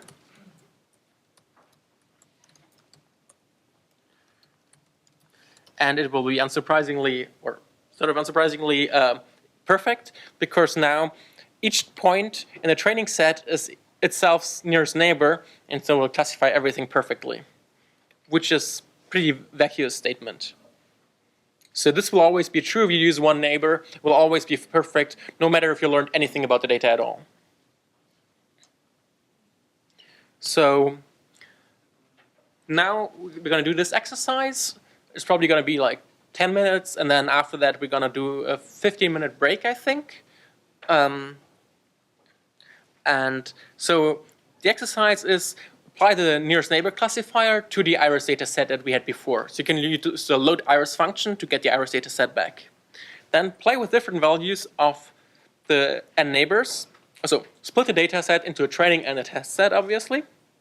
And then play with different values of the n neighbors parameter and see how the training and the test set performance change. If you want, you can plot it. Okay, so that's the exercise, and then a small break. Or any questions so far? The solution for this splits the data twice. Why does that? We'll cover a little bit later, but don't worry about it too much. What's interesting is more this kind of evaluation of, for each possible value of k, so for each different numbers of neighbors to consider, it plots the training accuracy and the validation accuracy or test accuracy. And you can see basically two trends. If you increase k, the training accuracy goes down, and the test accuracy also kind of goes down, but not as strongly. So here k equal 1 or k equal to 2 are probably the best ones. But sort of for the training accuracy, everything up to k equal 8 gives you perfect accuracy, but that doesn't really mean much. But here, but for the low k's, you get pretty good test accuracy. Better accuracy is increased context. Yeah, it depends a little bit on your random state for your that you use for your split. So this is a very small data set. So you shouldn't make too strong conclusions. So it's very possible that you have, so for the training set, it should definitely go down. For the test set, it's possible that you have a sweet spot somewhere at like 3 or 6 or something. That is the best. Questions about this? Okay. And so one of the main points was to get you to actually write the training and test split and instantiate it and run everything yourself, which you hopefully did. So who completed this without loading the solution? Shame on the rest. No, but really, please try to solve these by yourself. If you have trouble, if you don't understand, please call us. We have 2 people running around. You'll get the most out of it if you try to write the code yourself. Otherwise, you forget everything we said. All right, so now I'm going to move on to the regression. So again, regression is when you have a continuous target variable, continuous output. You predict like the price or size or age or whatever of something. Here we're going to use a simple one-dimensional toy data set because this again allows us to show nice plots that you can never see on real data. Name error. So here our data x is just points on a line. And we create a response variable y, which is some sinus function plus a linear function plus some noise. So it looks something like this. So here, even though the axes are not labeled, the x-axis is the input feature. So it's just a one-dimensional data set, just has this one feature. And the y-axis is the response that we want to predict. And so yeah, here it's not the y-axis is not discrete. It's not a number of classes, but it's a number between somewhere between -3 and 4. We'll start again with a linear model. In this case, for regression, a linear model means the target will be a linear function of the input. So this is basically just a matrix multiplication or a matrix vector product. So as Sebastian mentioned before, Scikit-learn expects the data X to always be two-dimensional, so that each sample corresponds to one row. So we need to reshape the data so that it's 100 by 1, so 100 samples times 1 features. We split it into training and test set as we did before. And now we fit a regression model. So here we use linear regression, which some of you might be familiar with. The interface is exactly the same again. Linear regression is a class. We instantiate the class. We call the fit method on the training data. This builds the model. And again, we have coefficients in intercept because it's a linear model. Because it's a one-dimensional data set, we only have one coefficient. So this is the slope of the line. And intercept is sort of the offset of the line. And this is the formula with which prediction is made. It's just a one-dimensional line, which you hopefully sort of remember from high school. And here we just plot the data together with the prediction line. So what this line means is if I have a data point here, then the model will predict this number. So you can see it captures the overall trend, but because it's sort of restricted to a line, it doesn't get all the sinus wiggles. That's the least squares fit, yes. So this is actually here somewhere. This is the least squares fit of the data. Other questions? So again, like it looks like linear models are not very powerful. They're very powerful in high dimensions.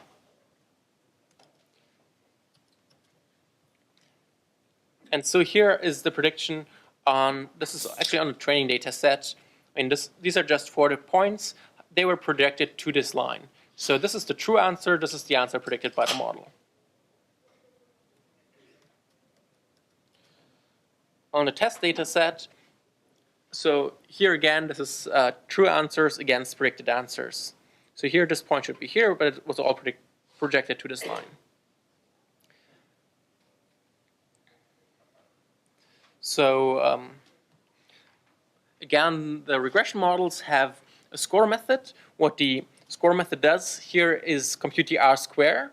This is like a statistical measure of how well the model fit. It's between 0 and 1. 1 is perfect. 0 means the output is unrelated to the input. You could also use the mean squared error if you wanted to, but so the R-square is sort of more meaningful often.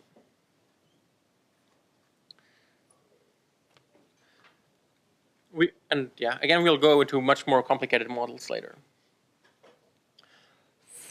We can also use the k-nearest neighbor for regression. In this case, it will just use the mean of the k-nearest neighbors in the training set. Or if we use one nearest neighbor, just use the value at the nearest neighbor. So here, if you use one nearest neighbor and you look at the predictions on a test set, they're identical, on the training set, they're identical to the data. So because you do one nearest neighbor, if you do predictions on the test set, they will find the closest point in the training set and make this prediction. So here, this looks a little bit noisy, but it sort of captures some of the wiggles. So it's maybe a little bit better than the line. We can also look at the R-square. So the R-square of the linear model was about 80. Of the nearest neighbor, it's about 91.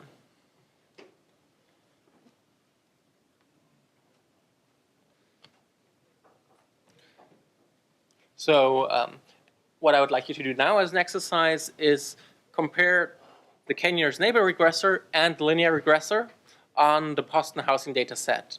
The Boston housing data set is like a real-world regression data set of house prices in Boston, I think in the 70s.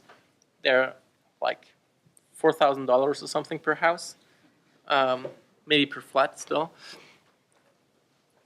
So you can use from Scikit-learn data sets, load Boston and load the Boston data set. If you're curious on what the variables mean, there's a Desker attribute which describes it. And maybe we can give 10 minutes and you can try out the two different regressors, do train test split, and compute the R-squared. Usually what we want to predict is the house price, which would be, I think it's this one, the MEDV, which is the price, and the other ones are then more like the exploratory variables, your features. So you can use any of them or all of them. But I think Scikit-learn, if you load Boston, and you have Boston.target, maybe names. No, doesn't have this one. Sorry. What is the difference between the k-enable regressor versus k-enable classifier? So the okay. So I think this is already the Elstad, the house prices in thousands. 1 second, I will talk about it in 1 second. So you have to basically load this to Y, and the other one is data. And then you can do the same thing we did with the example above. But you have to split it first into training and test data set too. So otherwise, it will be, sorry. K-enable like a regressor is classifying. So basically, in k-nearest neighbor classifier, if you have like your points, and you want to classify this one, let's say the black ones are one class and the other one, the white ones are another class, you will select the nearest neighbors first. So for example, these 3. And then you will do just a majority vote, you count. You say how many from one class are there and how many of the other class, and here it would be a 2 to 1. So you would predict a class label, which is, for example, 1 or 0, or iris setosa or iris virginica. And in the regression example, what you would do, you wouldn't, so you don't have these class labels. You have basically on an x-axis and y-axis, you have a response variable. These are basically, that's maybe a bad example, but you have continuous values and then you take the average of this value. So if you want to know the value of this point on a line, for example, this is... It's the bandwidth of the wires. So it's basically then taking the average of these 3 points. It would maybe be, you want to predict a value that is maybe here. So you go up to this point. This is a linear line. It would be linear regression. But then you look, for example, at this x, what are the closest neighbors? And then you would take the average and maybe, put it here or something. Oh, no, it doesn't. So Essentially, essentially, to look at the data with labels. In other words, if I just print out Boston, It's kind of meaningless, right? Yeah. So I'm not sure why, but let me check. It should have the target labels also there. You can't have them in NumPy, unfortunately, because you only have to have one type, which is here a float type.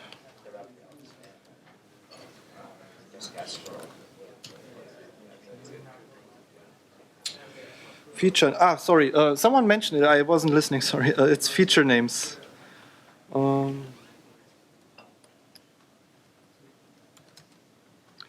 Yeah.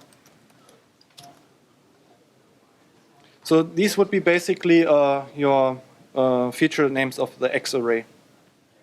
But is there a way to actually look at those connected up with the values so that you can really, like a data frame? So You can put it in a data frame. You can put it in a data frame. You would have to use pandas. Yeah. It's one thing, isn't the Boston target? Isn't it the Elstad? Usually, No, it's a price. Isn't it the? Oh, sorry. Yeah, it's a Met. It's Met. Yeah, So, sorry. was there? Actually, it's a general question. When you put the Boston in like a integer parentheses Boston and execute that, the attributes like .data and .target don't show up. Well, you know why that would be? Yeah, because I mean, not sure if there is the right way. But I guess because we didn't overload get attribute correctly. Okay. But wait, in that time, if I were to want to cycle through this alternatively, how would you do that? Which alternative way, sorry? So I don't know if there is another way. So often if I don't know what's available, I think there are... Just do keys. Keys, it's a dictionary, just look at keys. Just do the keys, yeah, okay. But I mean, the bunch objects are really not that important. But it's mostly just a dictionary. Yeah. Train test split is throwing it's in a wide path.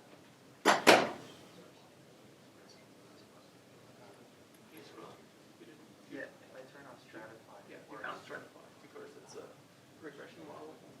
So I turn off stratify. No, that works, but then this doesn't work. Because you... Wait. I can only answer one question at a time.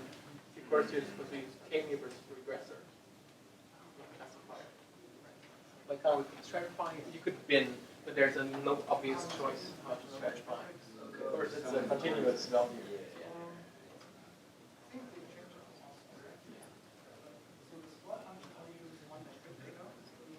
Who's finished with the exercise? Who's still working? Hands down. Who's working on the exercise? Okay, we'll give you more time.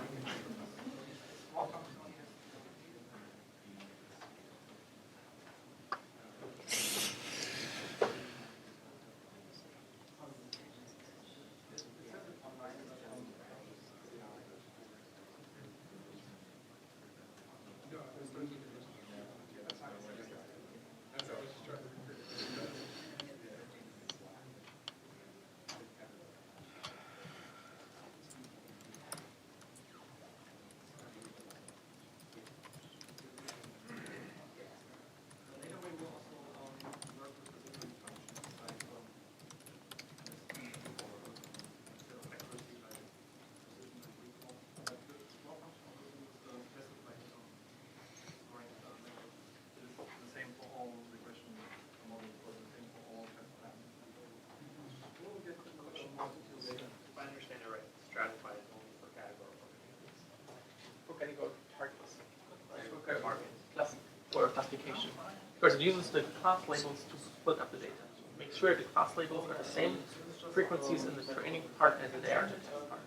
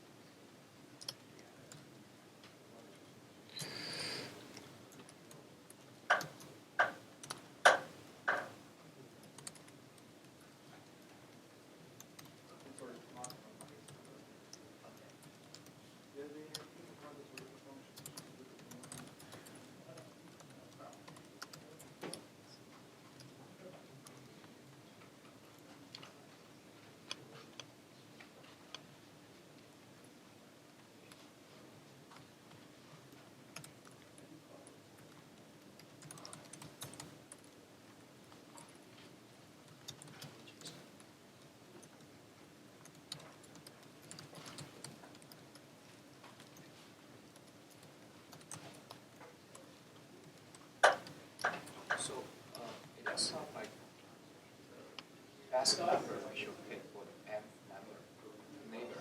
Yeah. How many neighbors to pick? Yeah. So that would be a point that we also will revisit later. So up front, you don't know what the best fit is. There are later methods that help us to automate the discovery of good values. This is a little bit too far ahead. We'll talk about it in more detail later, right? It's in the afternoon, I think. In the afternoon. What are we going to do now? Let's switch to Unsupervised the- stuff. It's my part. Yeah. So I want to go through the solution. I see. Okay, so let's maybe go through the solution because we have lots of stuff to cover. So here, just sort of, I mean, if you did more analysis, that's great. You should try to understand the data you're doing machine learning with. I'm just going to ignore the data for now. So we loaded the Boston data set. With load Boston, we got y is Boston target, x is Boston.data. We use train test split on data and target. I fixed the random state. I instantiate the k-neighbors regressor. I fit it. I put them both in one line because I'm very lazy. So here, again, we use the default value of n neighbors equal to 5. This is probably not the best value, but we don't really have an idea what the best value would be. So we'll talk about this later. Then I evaluated on the test data set. I get an R square of 0.46, so that's like not so great, but it's okay. And we apply the linear regression, and it gives so the same. I instantiate it, I fit it, and then I do a score on the test set, and it's slightly better. So for the nearest neighbor, there's not really any way to visualize this or understand this a little bit better. For the linear regression, what you can do is you can look at linearregression.coef, which are the coefficients or the slopes. We'll talk about this in a little bit more detail, but they give you some intuition about which features are important or which features are positively related with housing price and which are negatively. So for example, whatever the fourth is, 0, 1, 2, 3, yeah. The most important factor seems to be 0, 1, 2, 3. Well, if you're on the river, it's much more expensive, which might be sensible. Okay, I mean, there's a lot of things we could do to improve this, but we just want to focus on applying the basic regression. And so, how to improve that, we're going to do it later. And now it's your turn again.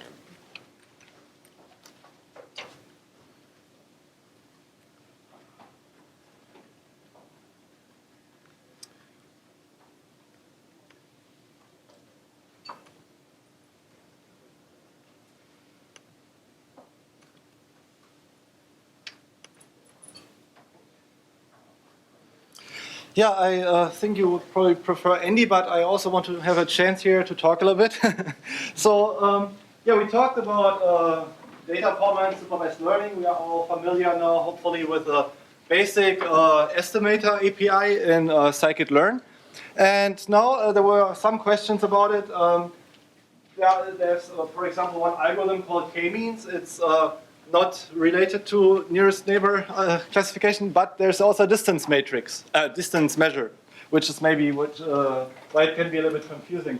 And so we will talk about unsupervised transformers now, or unsupervised learning, which is also using a very similar API, but it's different in that we don't have a label, like we don't have a target vector in our regression example with continuous values, or also we don't have class labels.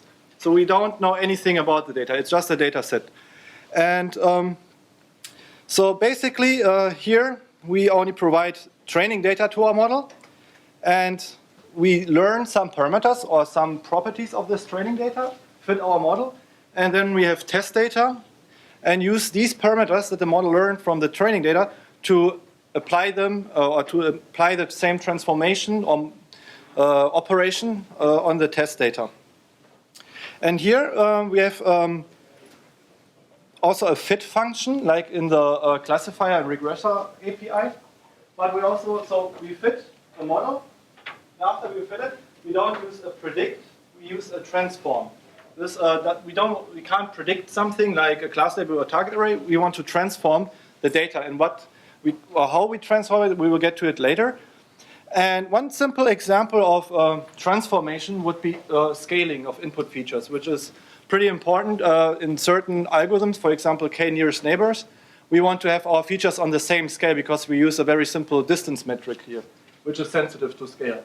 And so feature scaling would be one example. It's not really unsupervised learning, but it's an example of a transformer class in Scikit-learn.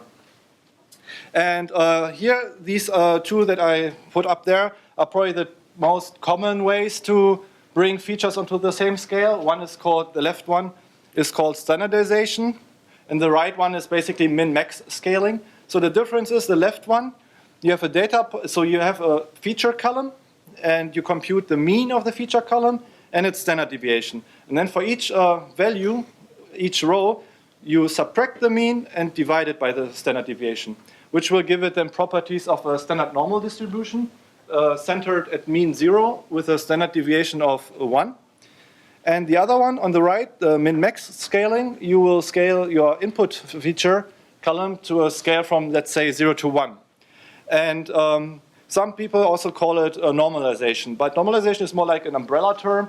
This is, I would say, be more specific and say min-max scaling when using it. And the other one is commonly called standardization. So that would be one example of a transformation. We will do it in code later. And another thing we will talk about when we talk about unsupervised learning is principal component analysis. Probably the most widely used dimensionality reduction algorithm. So it's basically what a principal component analysis does. It's basically, you can think of it, if you are familiar with linear algebra, you find the directions.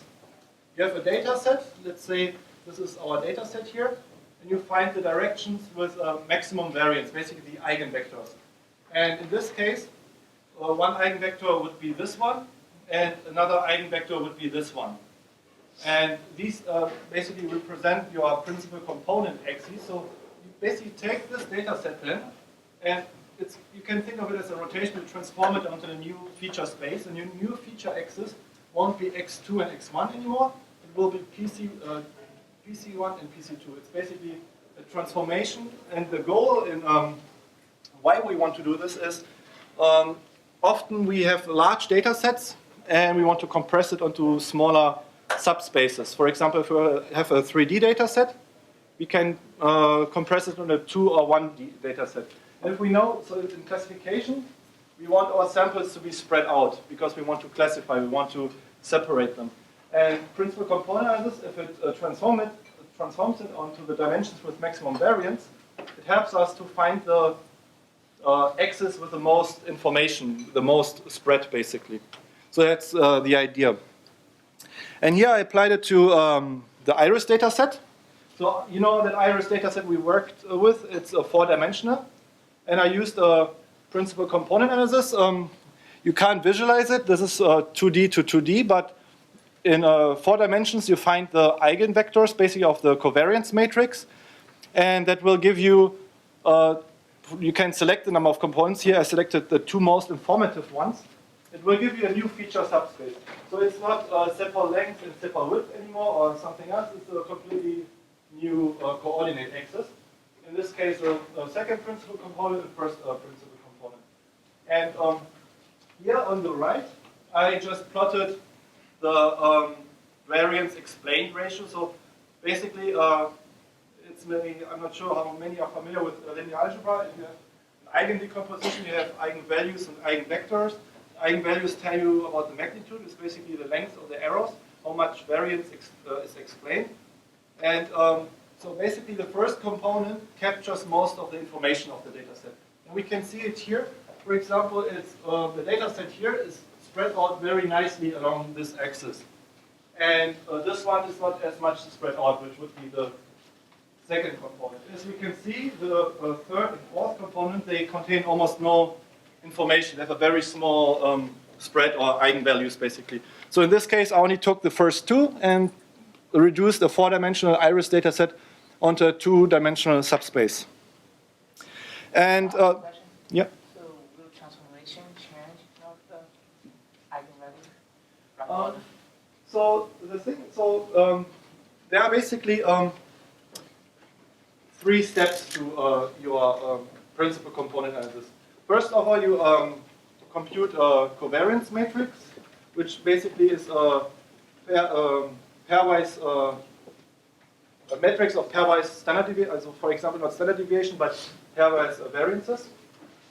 And then you sort the eigenvalues, the eigenvectors by increasing eigenvalues. So the larger the eigenvalue, the larger the spread. So basically you sort eigenvalues. And then in the 3rd step you basically select the top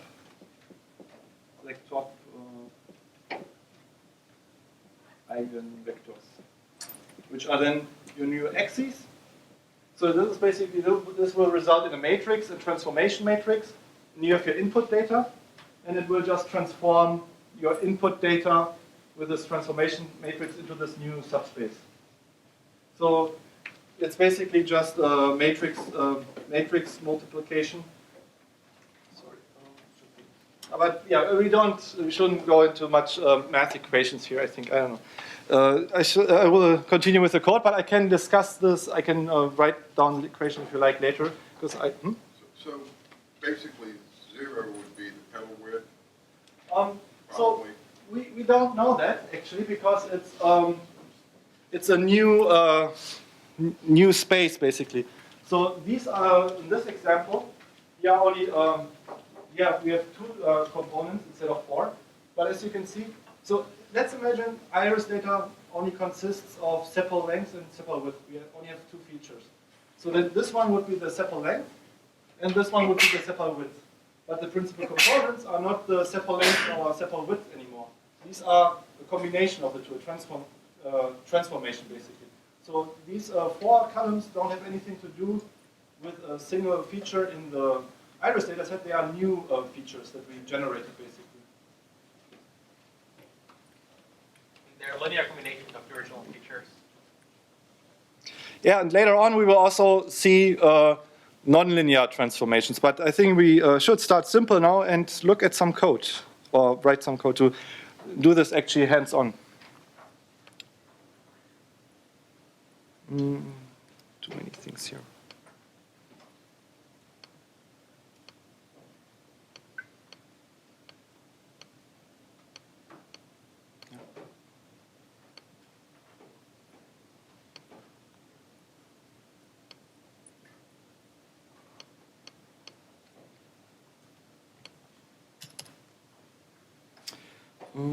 Yeah, this is a little bit small here.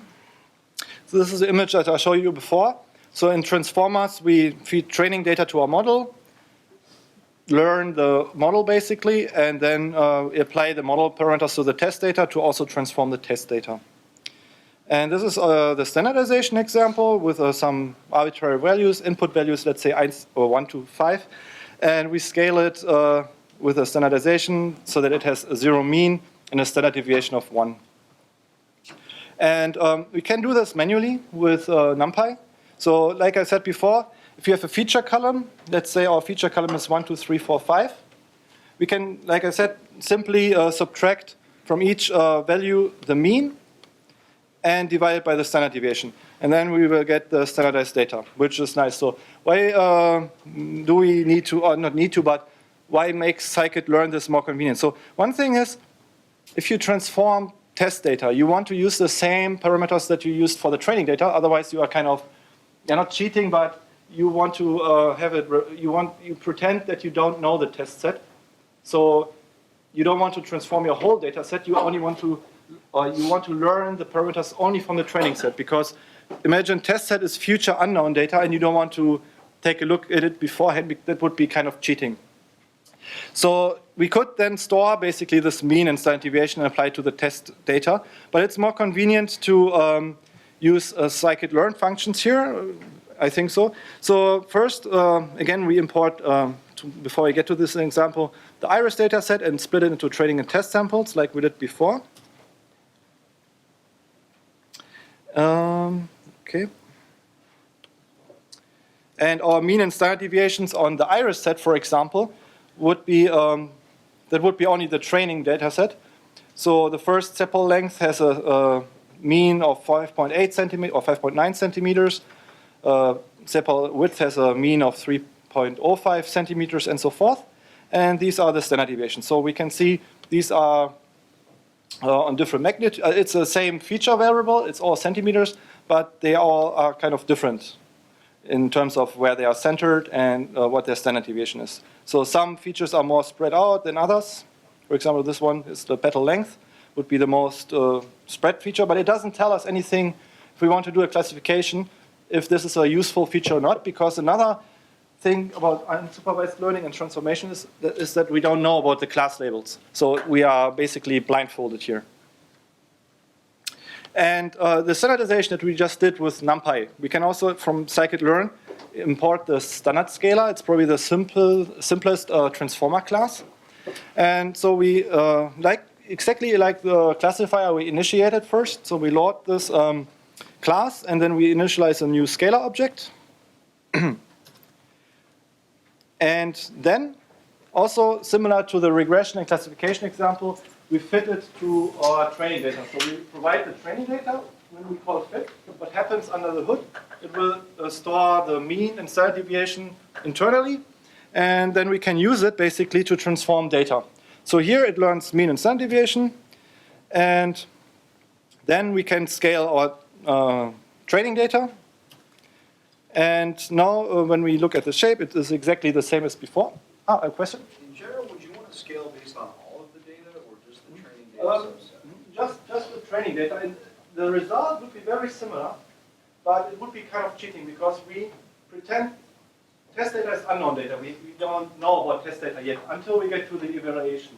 Because that would introduce some bias that we have more data or something. So the test set is really new data, and we just put it away, and we just pretend we only have the training data for our model. So it would be like training a classifier almost on all the data. I mean, the mean and standard deviation will be very similar, but we still want to keep it separated, like a separate process. Otherwise, it would be really like looking at the solution kind of thing. So do we then standardize the test data separately? Yeah, we standardize the test data separately, and which we'll get in a moment. Sorry. So does Scikit-learn only use dimensionality reduction where you can fit on a model that's smaller than your possible sets that you're trying to predict for, right? Like there seems to be some dimensionality reduction techniques where you have to do a fit and a predict, or on the same, or not fit, a fit and a transform on the same space. You can, for example, the PCA example. You don't have to use it for dimensionality reduction. You can just transform it into the new space. You can maintain the dimensions. You can also, instead of, if you have 4-dimensional iris data, you can also get a 4-dimensional principal component axis system. But it's more commonly used for dimensionality reduction. It's basically the point is more like, hey, we want to compress data without losing much information. If we, for example, from iris, if we would just select 2 features from iris, it wouldn't be so informative as if we would transform it onto the most informative axis, basically, the variance spread. So it's basically often used for dimensional reduction, but like you said, you can also keep the dimensions if you like. You don't have to reduce the dimensions. Was your question in terms of features or in terms of samples? I'll try about it later.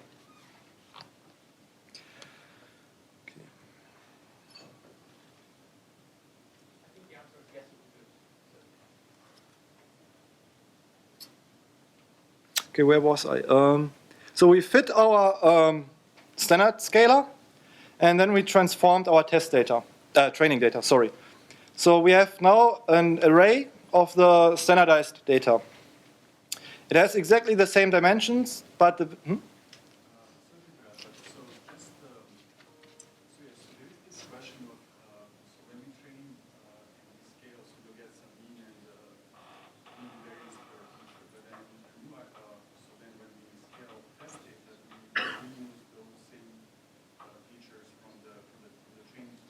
Yeah, we learn the parameters from the training data, for example, the mean and standard deviation, And then we use these parameters to transform any new data, for example, the test data.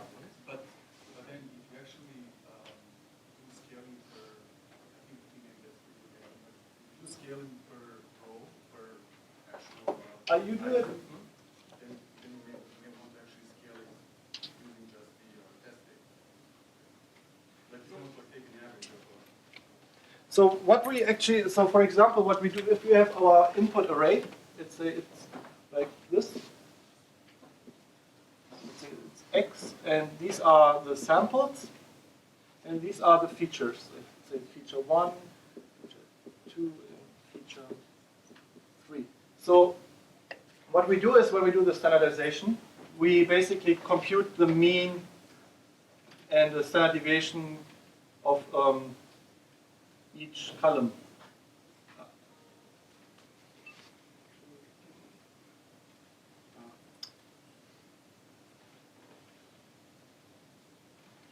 Can't write today.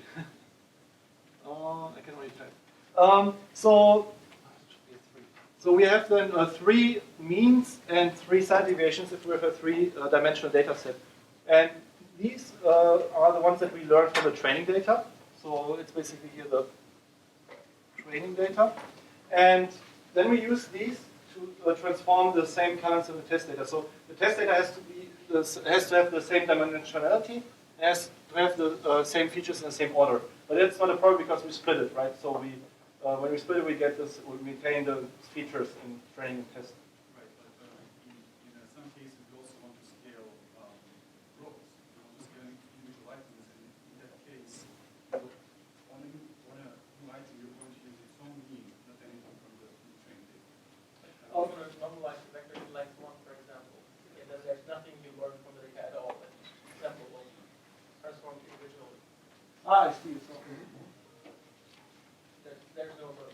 yeah, that's if you divide it by the vector norm, yeah, it would be. We have an example later, I think.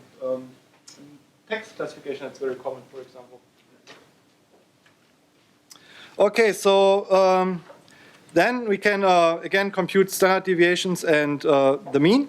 And after the transformation, we now have a standard deviation of 1 in each feature column and a mean of close to 0. So it's a little bit annoying maybe, but it's a floating point in precision. But the e to the power of minus 10 is basically, you have to shift 50 digits up front. It's basically a number that's very close to 0. Should be 0, but it's like a floating point in precision. I think it's also, should be that. Okay. And then after we learned these parameters, the mean and the standard deviation, then we transform our test set, but without calling fit again. That's important. So we use the fitted scalar to also transform our test data. And as you can see, the mean of the test data is not exactly 0. It's a little bit different, but it is how real-world data looks like. I mean, our training set is not exactly the same as test data. And I think we haven't used the stratification option when we split, which would also make a difference. Anyway, so can also visualize this, maybe makes things more clear. So here, I think you use the min-max scalar here, because I see the features are from 0 to 1. So it would be how a rescaled data set looks like with min-max scaling, scaling the input to 0 and 1. So in this case, the left one would be our input data set. And then this one would be our scaled data set. If we would use the min-max scalar, fit it to the training data, and transform the training data and transform the test data. So you would see it looks almost, I mean, the shape is almost the same, but now we have a different scale and we have the same scale here. Before, I mean, it's maybe not the ideal example, but you have a larger scale. Imagine you have features that could be from minus 10 to 1,000, and this one would be only from minus 10 to 100. Then it would be very useful. For example, let's say one feature is measured in kilometers and one is measured in miles. And it would be kind of weird. I mean, you get different results if you use different features that are the same values but on a different measurement scale. So with normalization, you can bring them down onto the same scale. And I think with improperly scaled data, what was done here, the whole, I'm not sure actually what happened here. You fit the scalar again to the test data. I see, okay. Then the test data set would have Yeah, it would have different, exactly, yeah. destroyed everything. Yeah, here in this case, we used the fit method twice, one on a training set, and then we threw away our parameters and fit it again on a test data set. And as we can see here, it will get very weird because you have a very small data set and you compute a new mean, which is then different than the mean that you actually wanted, and your data points relative to each other, they are still in the same location, if you think relatively, but absolutely they are all shifted to the left or more spread, which is not what we want. How is this function getting the data? There's no argument to it. This is a function that is inside the figures subdirectory where the notebooks are, so you can take a look at it. There are some artificial data sets loaded or generated. It's just a toy data set. But this is not a scikit-learn function, it's just for the tutorial, just for visualizing something. On these three charts, I can't really see a visual difference. Yes, so the difference is basically on the axes. So if you look at it, so here it goes from 10 to minus 15. Okay. And here it goes from, it should be from 1, this is just a matplotlib thing, Right. but should be from 1 to 0 after min-max scaling. So, but you can see it's basically, you maintain everything, but it's on a different scale, which is useful or required by many machine learning algorithms to learn optimally. But I don't understand the improperly scaled data difference. So what happened here is basically if I would do it improperly, I would say scalar.fit x_test, and if I would do this one, then I would get also the zero mean here. But this also is what happened here basically with a min-max scaling, that you refit your scalar with the test data, which we shouldn't want to don't want to do. And Visually, what should I be seeing? so you can see, for example, Okay. the distance, we have still these 3 points, Yeah. but they are more spread and they are more moved towards the left. Also this point, it's here, it's more to the left. Okay, got it. They're scaled separate. Yeah, yeah, exactly. Independently or separately, yeah. So in this, we're basically calculating the means in the test data and we're applying the same scaling factors to the training test. So we are taking it from the test and applying it to the training. We are taking it from the training data and applying it to the test data. Mhm. You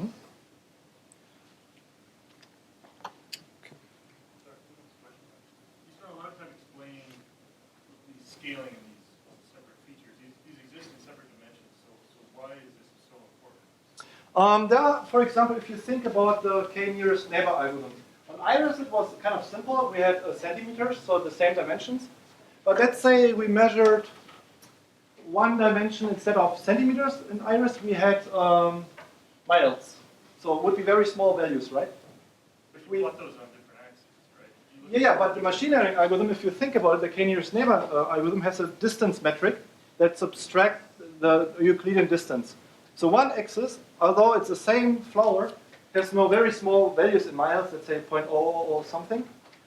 And then it looks very close to each other in the Euclidean distance, because these values are very small compared to centimeters. But only if you plot them on the same scale. That's called the learning algorithm. If you do the k-nearest neighbor classification, so then you compute the distances and you Euclidean metric. I mean, it's not about, and you don't know what the scales are supposed to be. Sure. And so now we're bringing in the same scales. But then you're still residing in the same, like your separate dimensions. So Yeah, but in the Euclidean distance, you compute, I mean, combine all the dimensions, right? So if you have, for example, two samples with one dimension, let's say 0.001, and the other one is 2 and 4. And this is in miles, and this is in centimeters. And if you use the Euclidean distance measure, for example, these will be much closer together than these two, although in truth we know that 2 centimeters and 4 centimeters is just a 2 centimeter difference, and here we have a larger difference.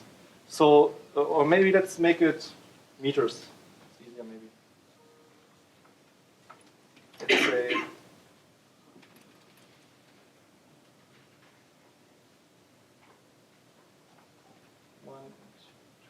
so basically, if we have meters, these samples are, maybe it's a bad example again.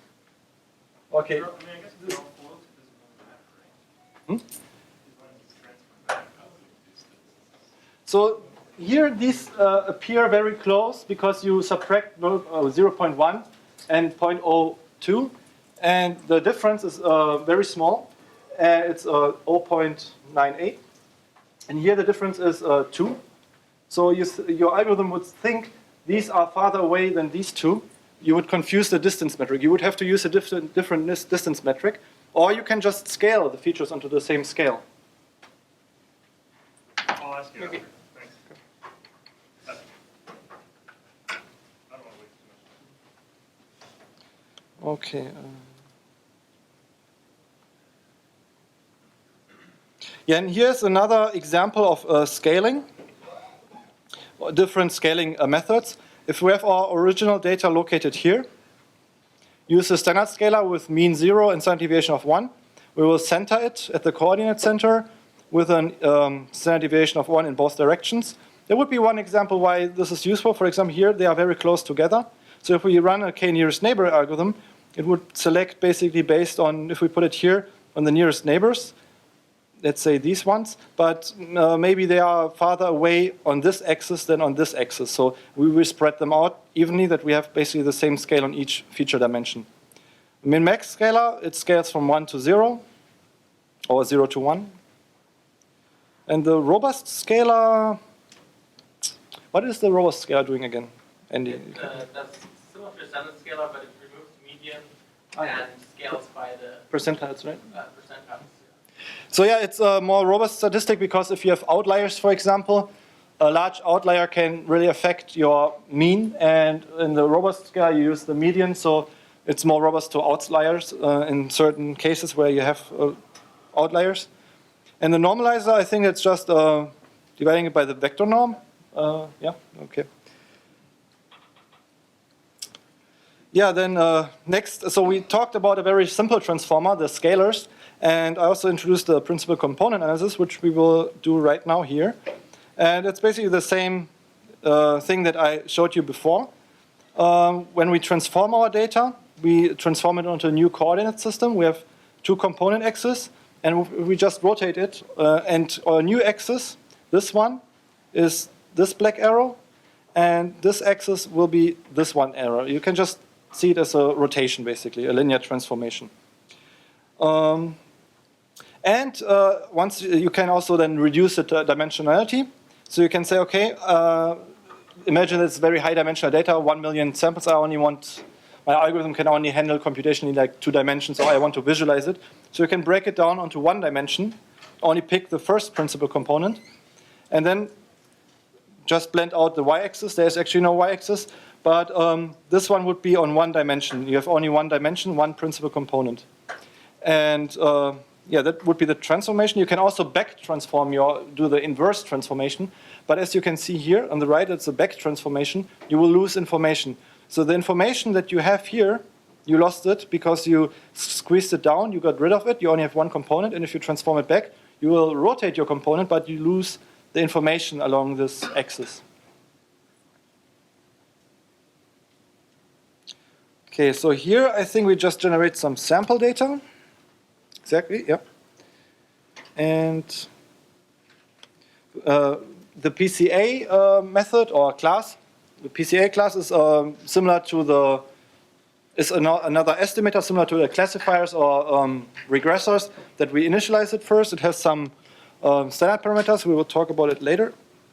So we initialize a new PCA estimator or transformer. And then we fitted our data. And here it's important. So here it looks like we have maybe two classes or two groups, but our PCA doesn't know about red or blue or something. It only sees it all as one color or gray or something. It doesn't know anything about labels. That's why it's unsupervised. So now we fit it, and then we transform it. So our new or transformed data, again, the PCA didn't look at the class labels. But what we can see here after the transformation, the first two components, our data is way more spread than before. So a classifier may have an easier time to draw a decision boundary here to separate them. You can also draw a decision boundary here. But it's basically to maintain or transform it into a feature space where the samples are more spread, where the most information is basically. Because here is, on this axis is less information than, for example, on this axis where you have really more spread. And now we have another data set, the digits data set that we've seen before. The image data set here, where each image has 8 × 8 pixels, so 64 dimensions. And we can reduce it to a 2-dimensional space to maybe save storage space. Again, we use such simple examples because it helps us to visualize things. But in the real world, think of really like 1,000 dimensions or millions of dimensions. And when we use principal component analysis to reduce it on a 2D subspace, it would basically look like this. And here, the symbols are basically the labels of this. PCA doesn't know about it, but we can see that it's basically separating digits quite nicely in a 2-dimensional space. We only have 2 features now, but they are relatively informative. We can see they are almost like separated, these digits, which is nice. So we saved some storage space, for example, by compressing it down onto a 2-dimensional scale. Here, these 2 dimensions are the principal component number 1 and 2. Sorry. So these have nothing to do with the pixels anymore. These are like new axes. And apart from compression, I mean, like, having this visualization is pretty cool because there's no way to scatter plot the 64-dimensional data set, right?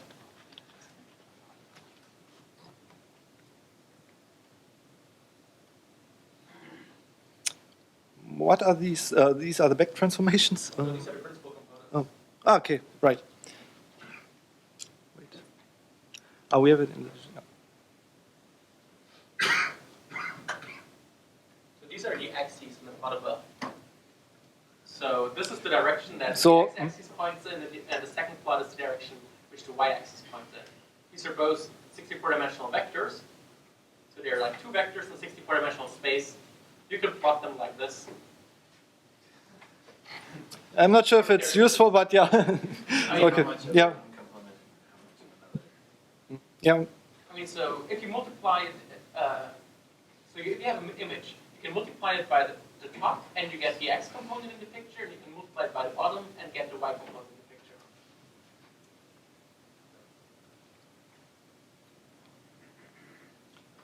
Okay, and I showed you an example of principal component analysis before we went to the code in the presentation. And as a little exercise, maybe try to do this PCA on the iris dataset.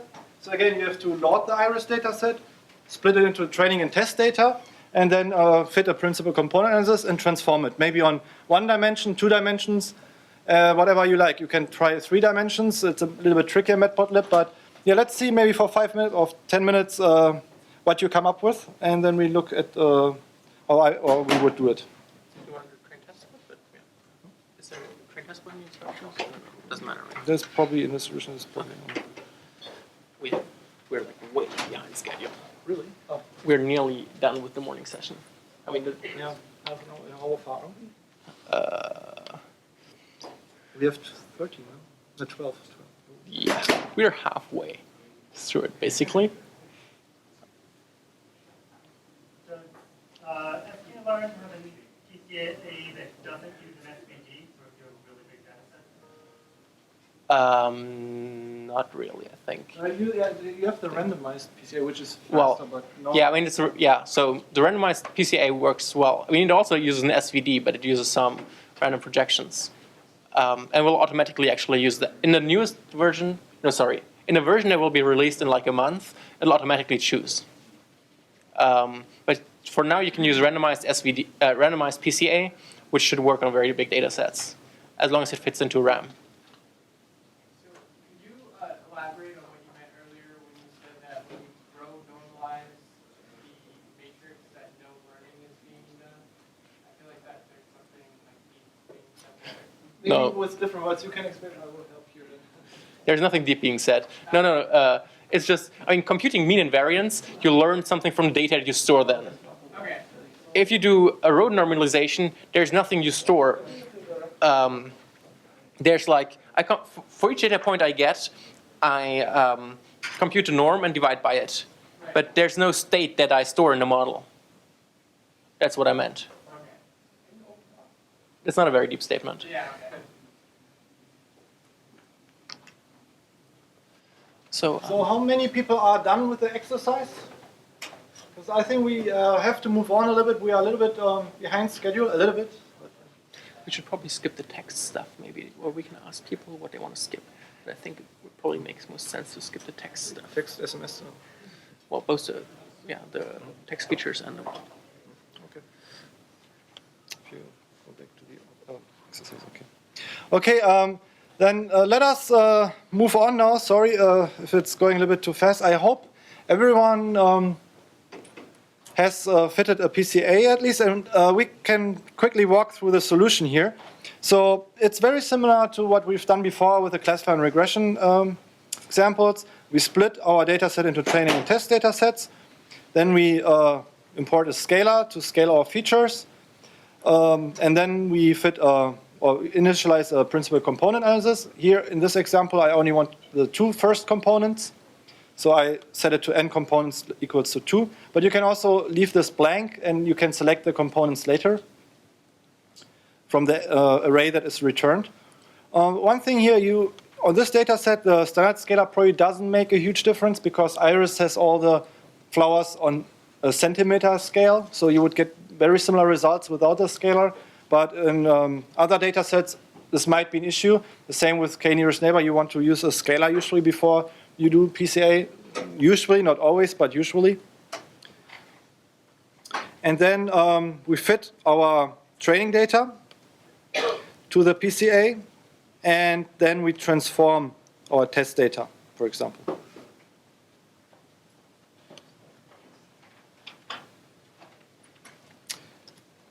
And this is then basically how it should look like. This is a training data.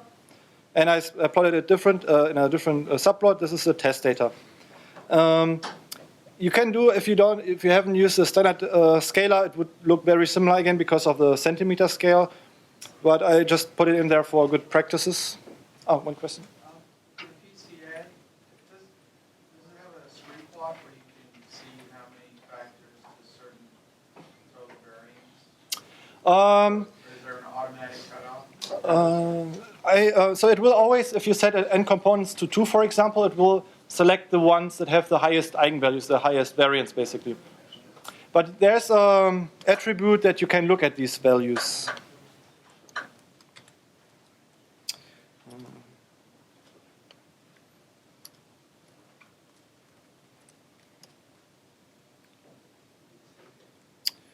It's basically the explained variance ratio here.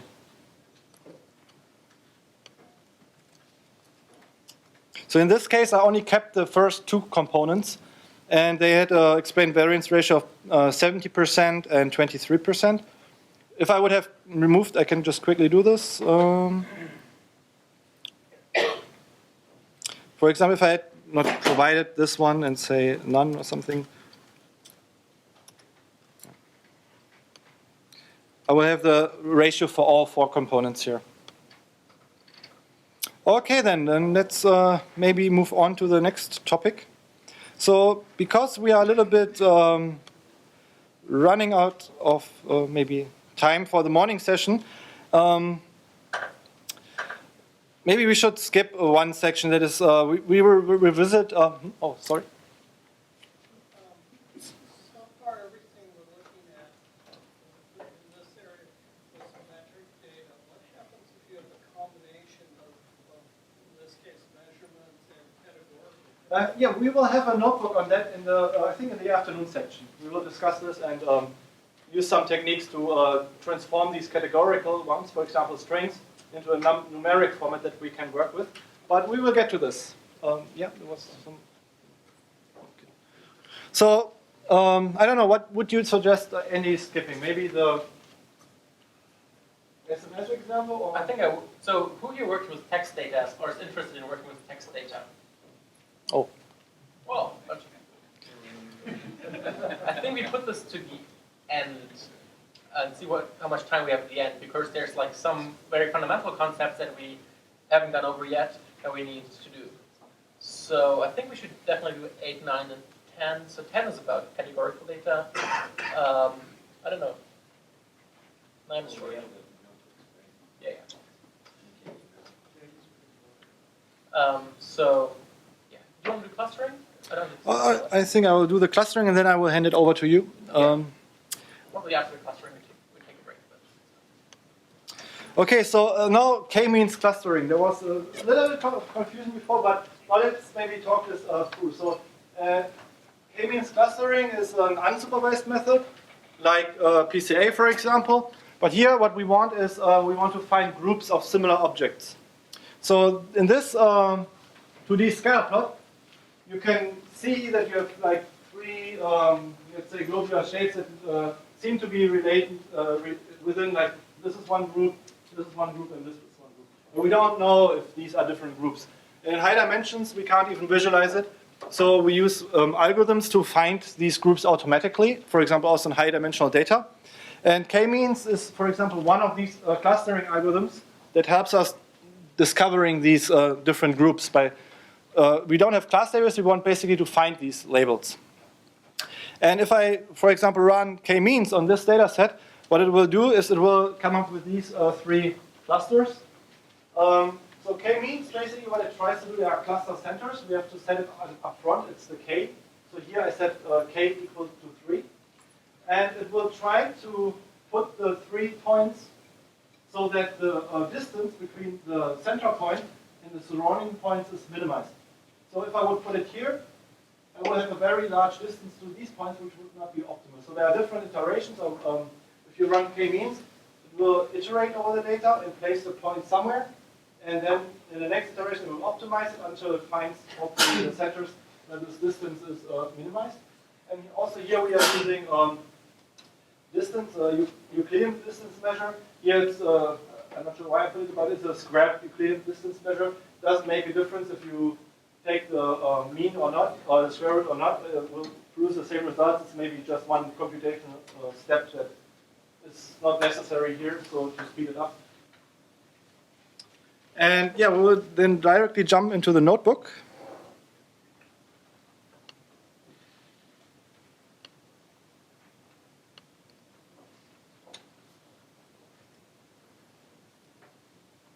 And yeah, we will work also with a simple toy data set, the make blobs data set, which will produce 3 separated blobs with some random noise.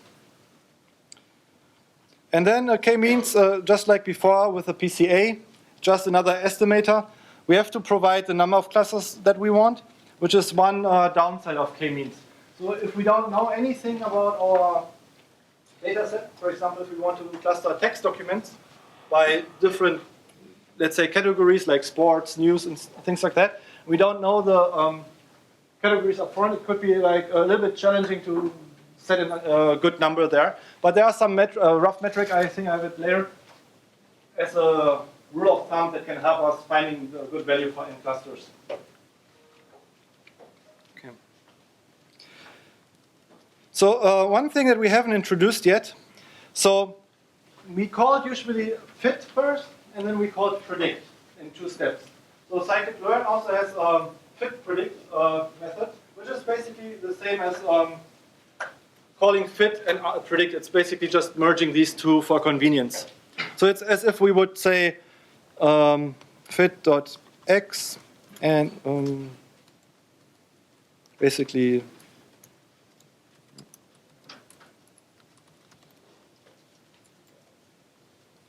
would be equivalent, basically. Okay. So now we fit our k-means estimator and the labels that we predicted here. So it's not a transformation, it's a prediction. We want to predict the cluster centers.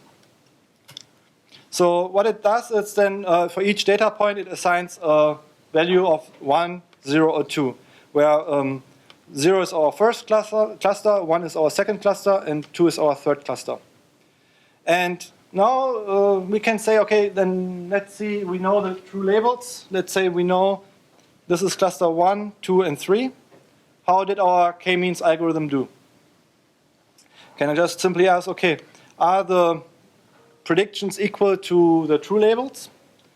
And if we run this, we will probably get, very weird result, or not weird, but we get a false. So our k-means algorithm probably made a mistake. Maybe it didn't. So we can maybe visualize it first in a scatter plot to see what's going on there.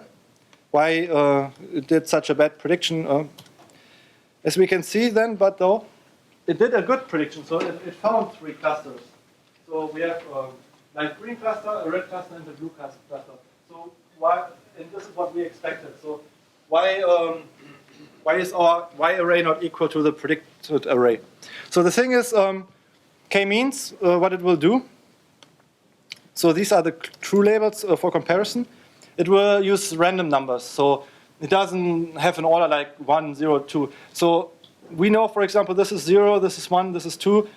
K-means will do a good job, but maybe this is now 3 and 2 and 1, like flipped. Like just the integers are not matching.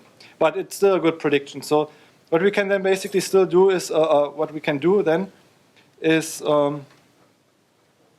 looking again at the accuracy score. Okay. It's kind of, okay. I think I solved already the exercise here by accident. But so a confusion matrix, I'm not sure, it's maybe a little bit too early to introduce it, but it's basically a matrix of true and false predictions. So maybe I can quickly, we have a better pen here.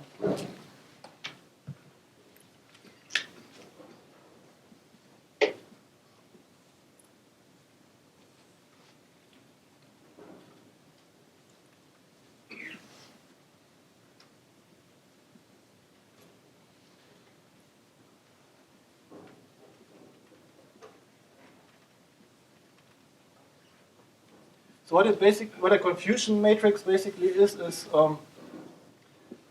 just a matrix where we compare the true labels, the labels that we know, 0, 1, and 2, against the predicted ones. And what we want to see is, for example, if we have, for example, iris, we want to see 50 here, a 50 here, and a 50 here, which means it would have classified all classes 2 as class 2, 0 is 0, and 1 is 1. So here we have clustering. We don't have class labels, but we cheated a little bit. When we had the matplotlib function, we just generated labels, but we withhold it from the algorithm too. Just more like to benchmark it for us internally for learning. And as we can see here, this is kind of shifted.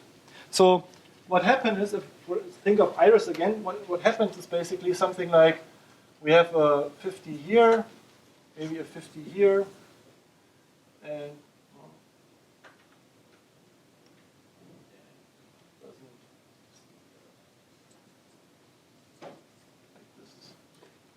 something like this. And it's still a good prediction, but we somehow mixed up the class labels here. So there's another function in Scikit-learn. It's called the rand score, adjusted random score function. And it will basically put the labels into the right order, so if you will. It's as if you would relabel 1 to 2 and 2 to 3 in this k-means thing. So if you want to, for example, compute the accuracy, you can use this adjusted random score and will give us a 100% here. So as we can see, it's also true. We have our clustering results and our true labels, and in both cases we found these subgroups without any outlier or something. Okay. And now, so I told you it's a little bit, yeah, quite an assumption to say we want 3 clusters in real-world data sets. We often don't know it, which is a little bit of a challenge. But for example, what we can do now, we have 3 clusters. We know this. In real world, we probably don't know this. Let's just use 2 cluster centers and see what we get. So our k-means will do something like placing, I haven't plotted them here, but it will place maybe 1 cluster center here and 1 here. So this will be 1 group, and this is 1 group. In this data set, it's probably not what we want. And one way, I always use it as a rule of thumb, is the elbow method to find an optimal value for k. So in this function, what I did is basically just iterating over different k's, for example, k1 to k10. And when I plot such an elbow, then I plot the distortion, basically. That's the cluster inertia. It's basically how spread the points are from the cluster center. And if I plot this for different values of k, I get something like an elbow or something. And usually it doesn't work on all data sets so nicely. This is a very clean example. But usually you pick something where it just goes down, but you see that it is not going further down. So it's basically the best bang for the buck would be here 3. It's a pit of the elbow, basically. And as we've seen before, this worked well in our clustering example.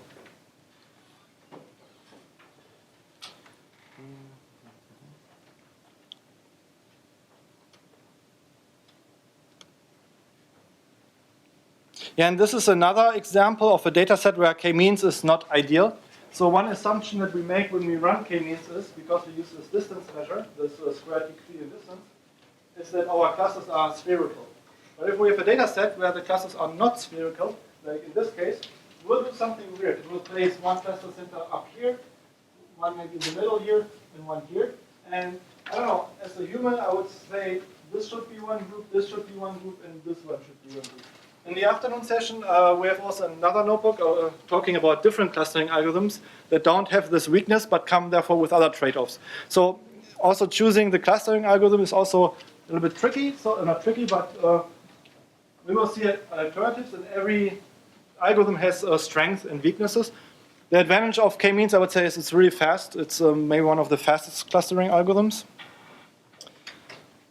Here's a list of different clustering algorithms. In the afternoon session, we will talk about dbScan and hierarchical clustering.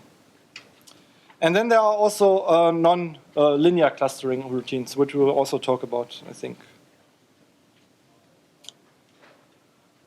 So as an exercise now, I hope it was not too fast.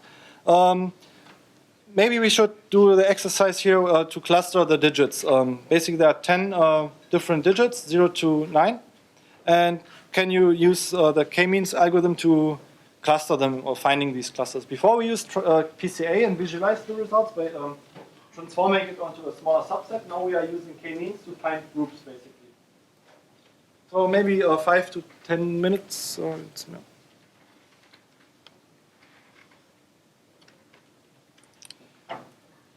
Do we have to 12 or 12:30?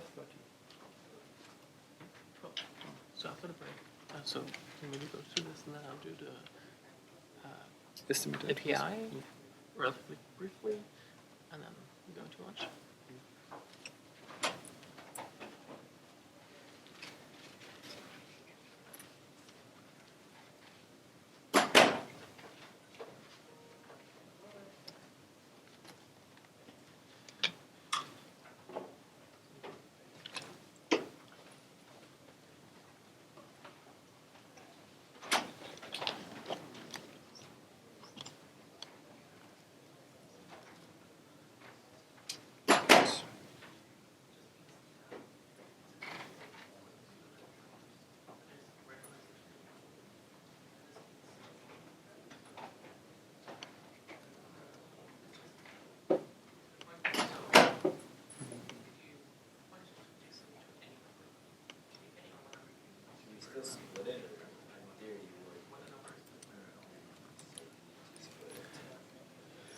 Yeah, depends on the application.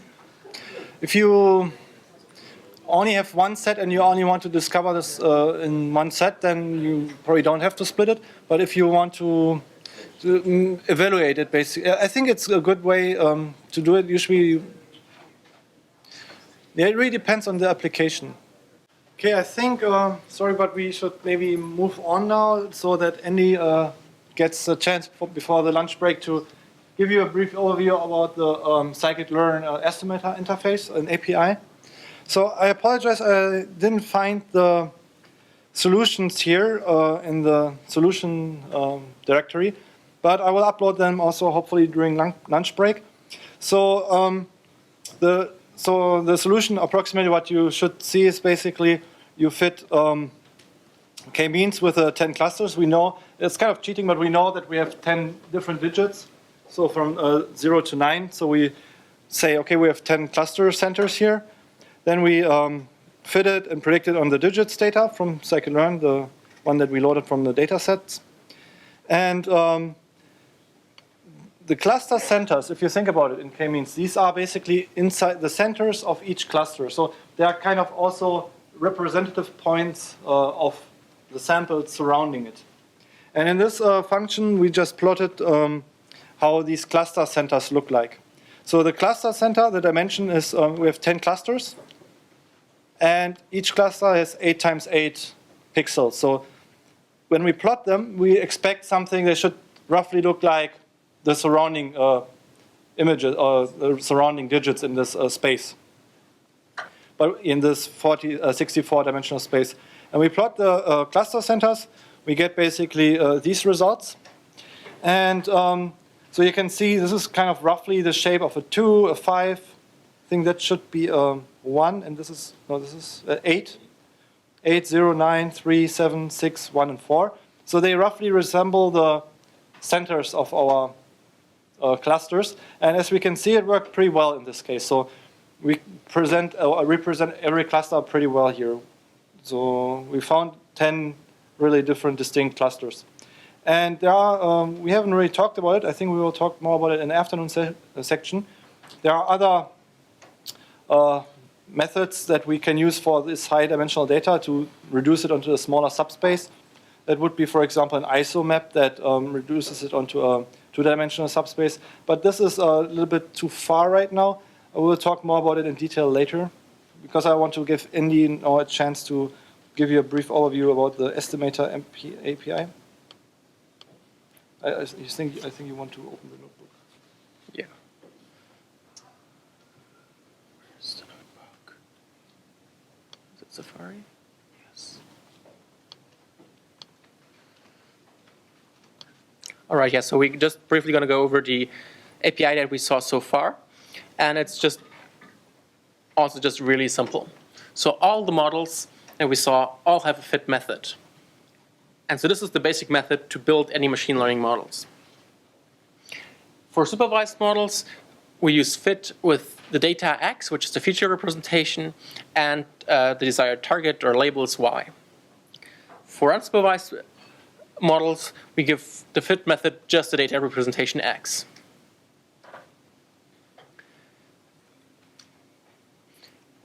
For supervised models that are classification or regression, we have also a predict method. The predict method returns the prediction according to the model. There's also 2 more methods that we haven't talked about so far, which are interesting. We won't really cover them in this tutorial, but many models have predict proba or decision function. These are for classifiers, and they give you uncertainty estimates of how likely a model thinks that a particular class is. So classifiers can not only give you an answer what it thinks, it can also tell you how certain it is. We have the score method, again, for both classification and regression, which computes accuracy for classification and R² for regression. There are some supervised models which also have a transform method. We didn't go over any of these, but we'll do this later. So some supervised model have a transform method. This is often for feature selection or subsetting the number of features. Most unsupervised models have so again, they were built using the fit method. All the transformers have a transform method that give you a new representation of the data, like the scalars, like PCA. There's also shortcuts that you can use, like fit transform. So actually there's shortcuts for fit predict and fit transform for all of the models. There's some models that cannot transform new data, and we'll see these later. There's some models that can only work on the data that the model was built on. And these don't actually have a transform method, they only have a fit transform method. Unsupervised algorithms that do clustering have a predict method which gives you the cluster labels. And there's also some more methods, but they're not really that important. So the main methods that you really need to worry about is fit to build the model, and predict to do classification, regression, or clustering when you want to predict some outcome, or transform when you do preprocessing, dimensionality reduction, feature extraction, or feature selection. So always when you want to get a new representation of your data, you use transform. When you want to use some labeling or target for your data, you use predict. And that's basically the gist of the Scikit-learn API. So before we go into lunch, so I think we start again at 1:30. There's 2 more things I want to say. One thing is, if you haven't already, check out that Scikit-learn website. It's a great resource for everything about Scikit-learn, if you have internet. How do I? Second ago. You, press enter again. I think I was. Okay. So in particular, what's good is there's a user guide in the API. So the user guide gives like a textual description over, for example, nearest neighbor. Here there's like a long text that explains what the method does. They're fairly detailed and fairly technical, so be warned. Then there's, for each class, there's like an API documentation, like the nearest neighbor, k-nearest neighbors classifier that explains what all the options mean. So this is like, if you want way more detail, go to the documentation. There's also another thing. So Sebastian probably doesn't like me advertising, but I'll advertise anyhow. So each of us has a book that are slightly better structured than this presentation, which is like material from last year.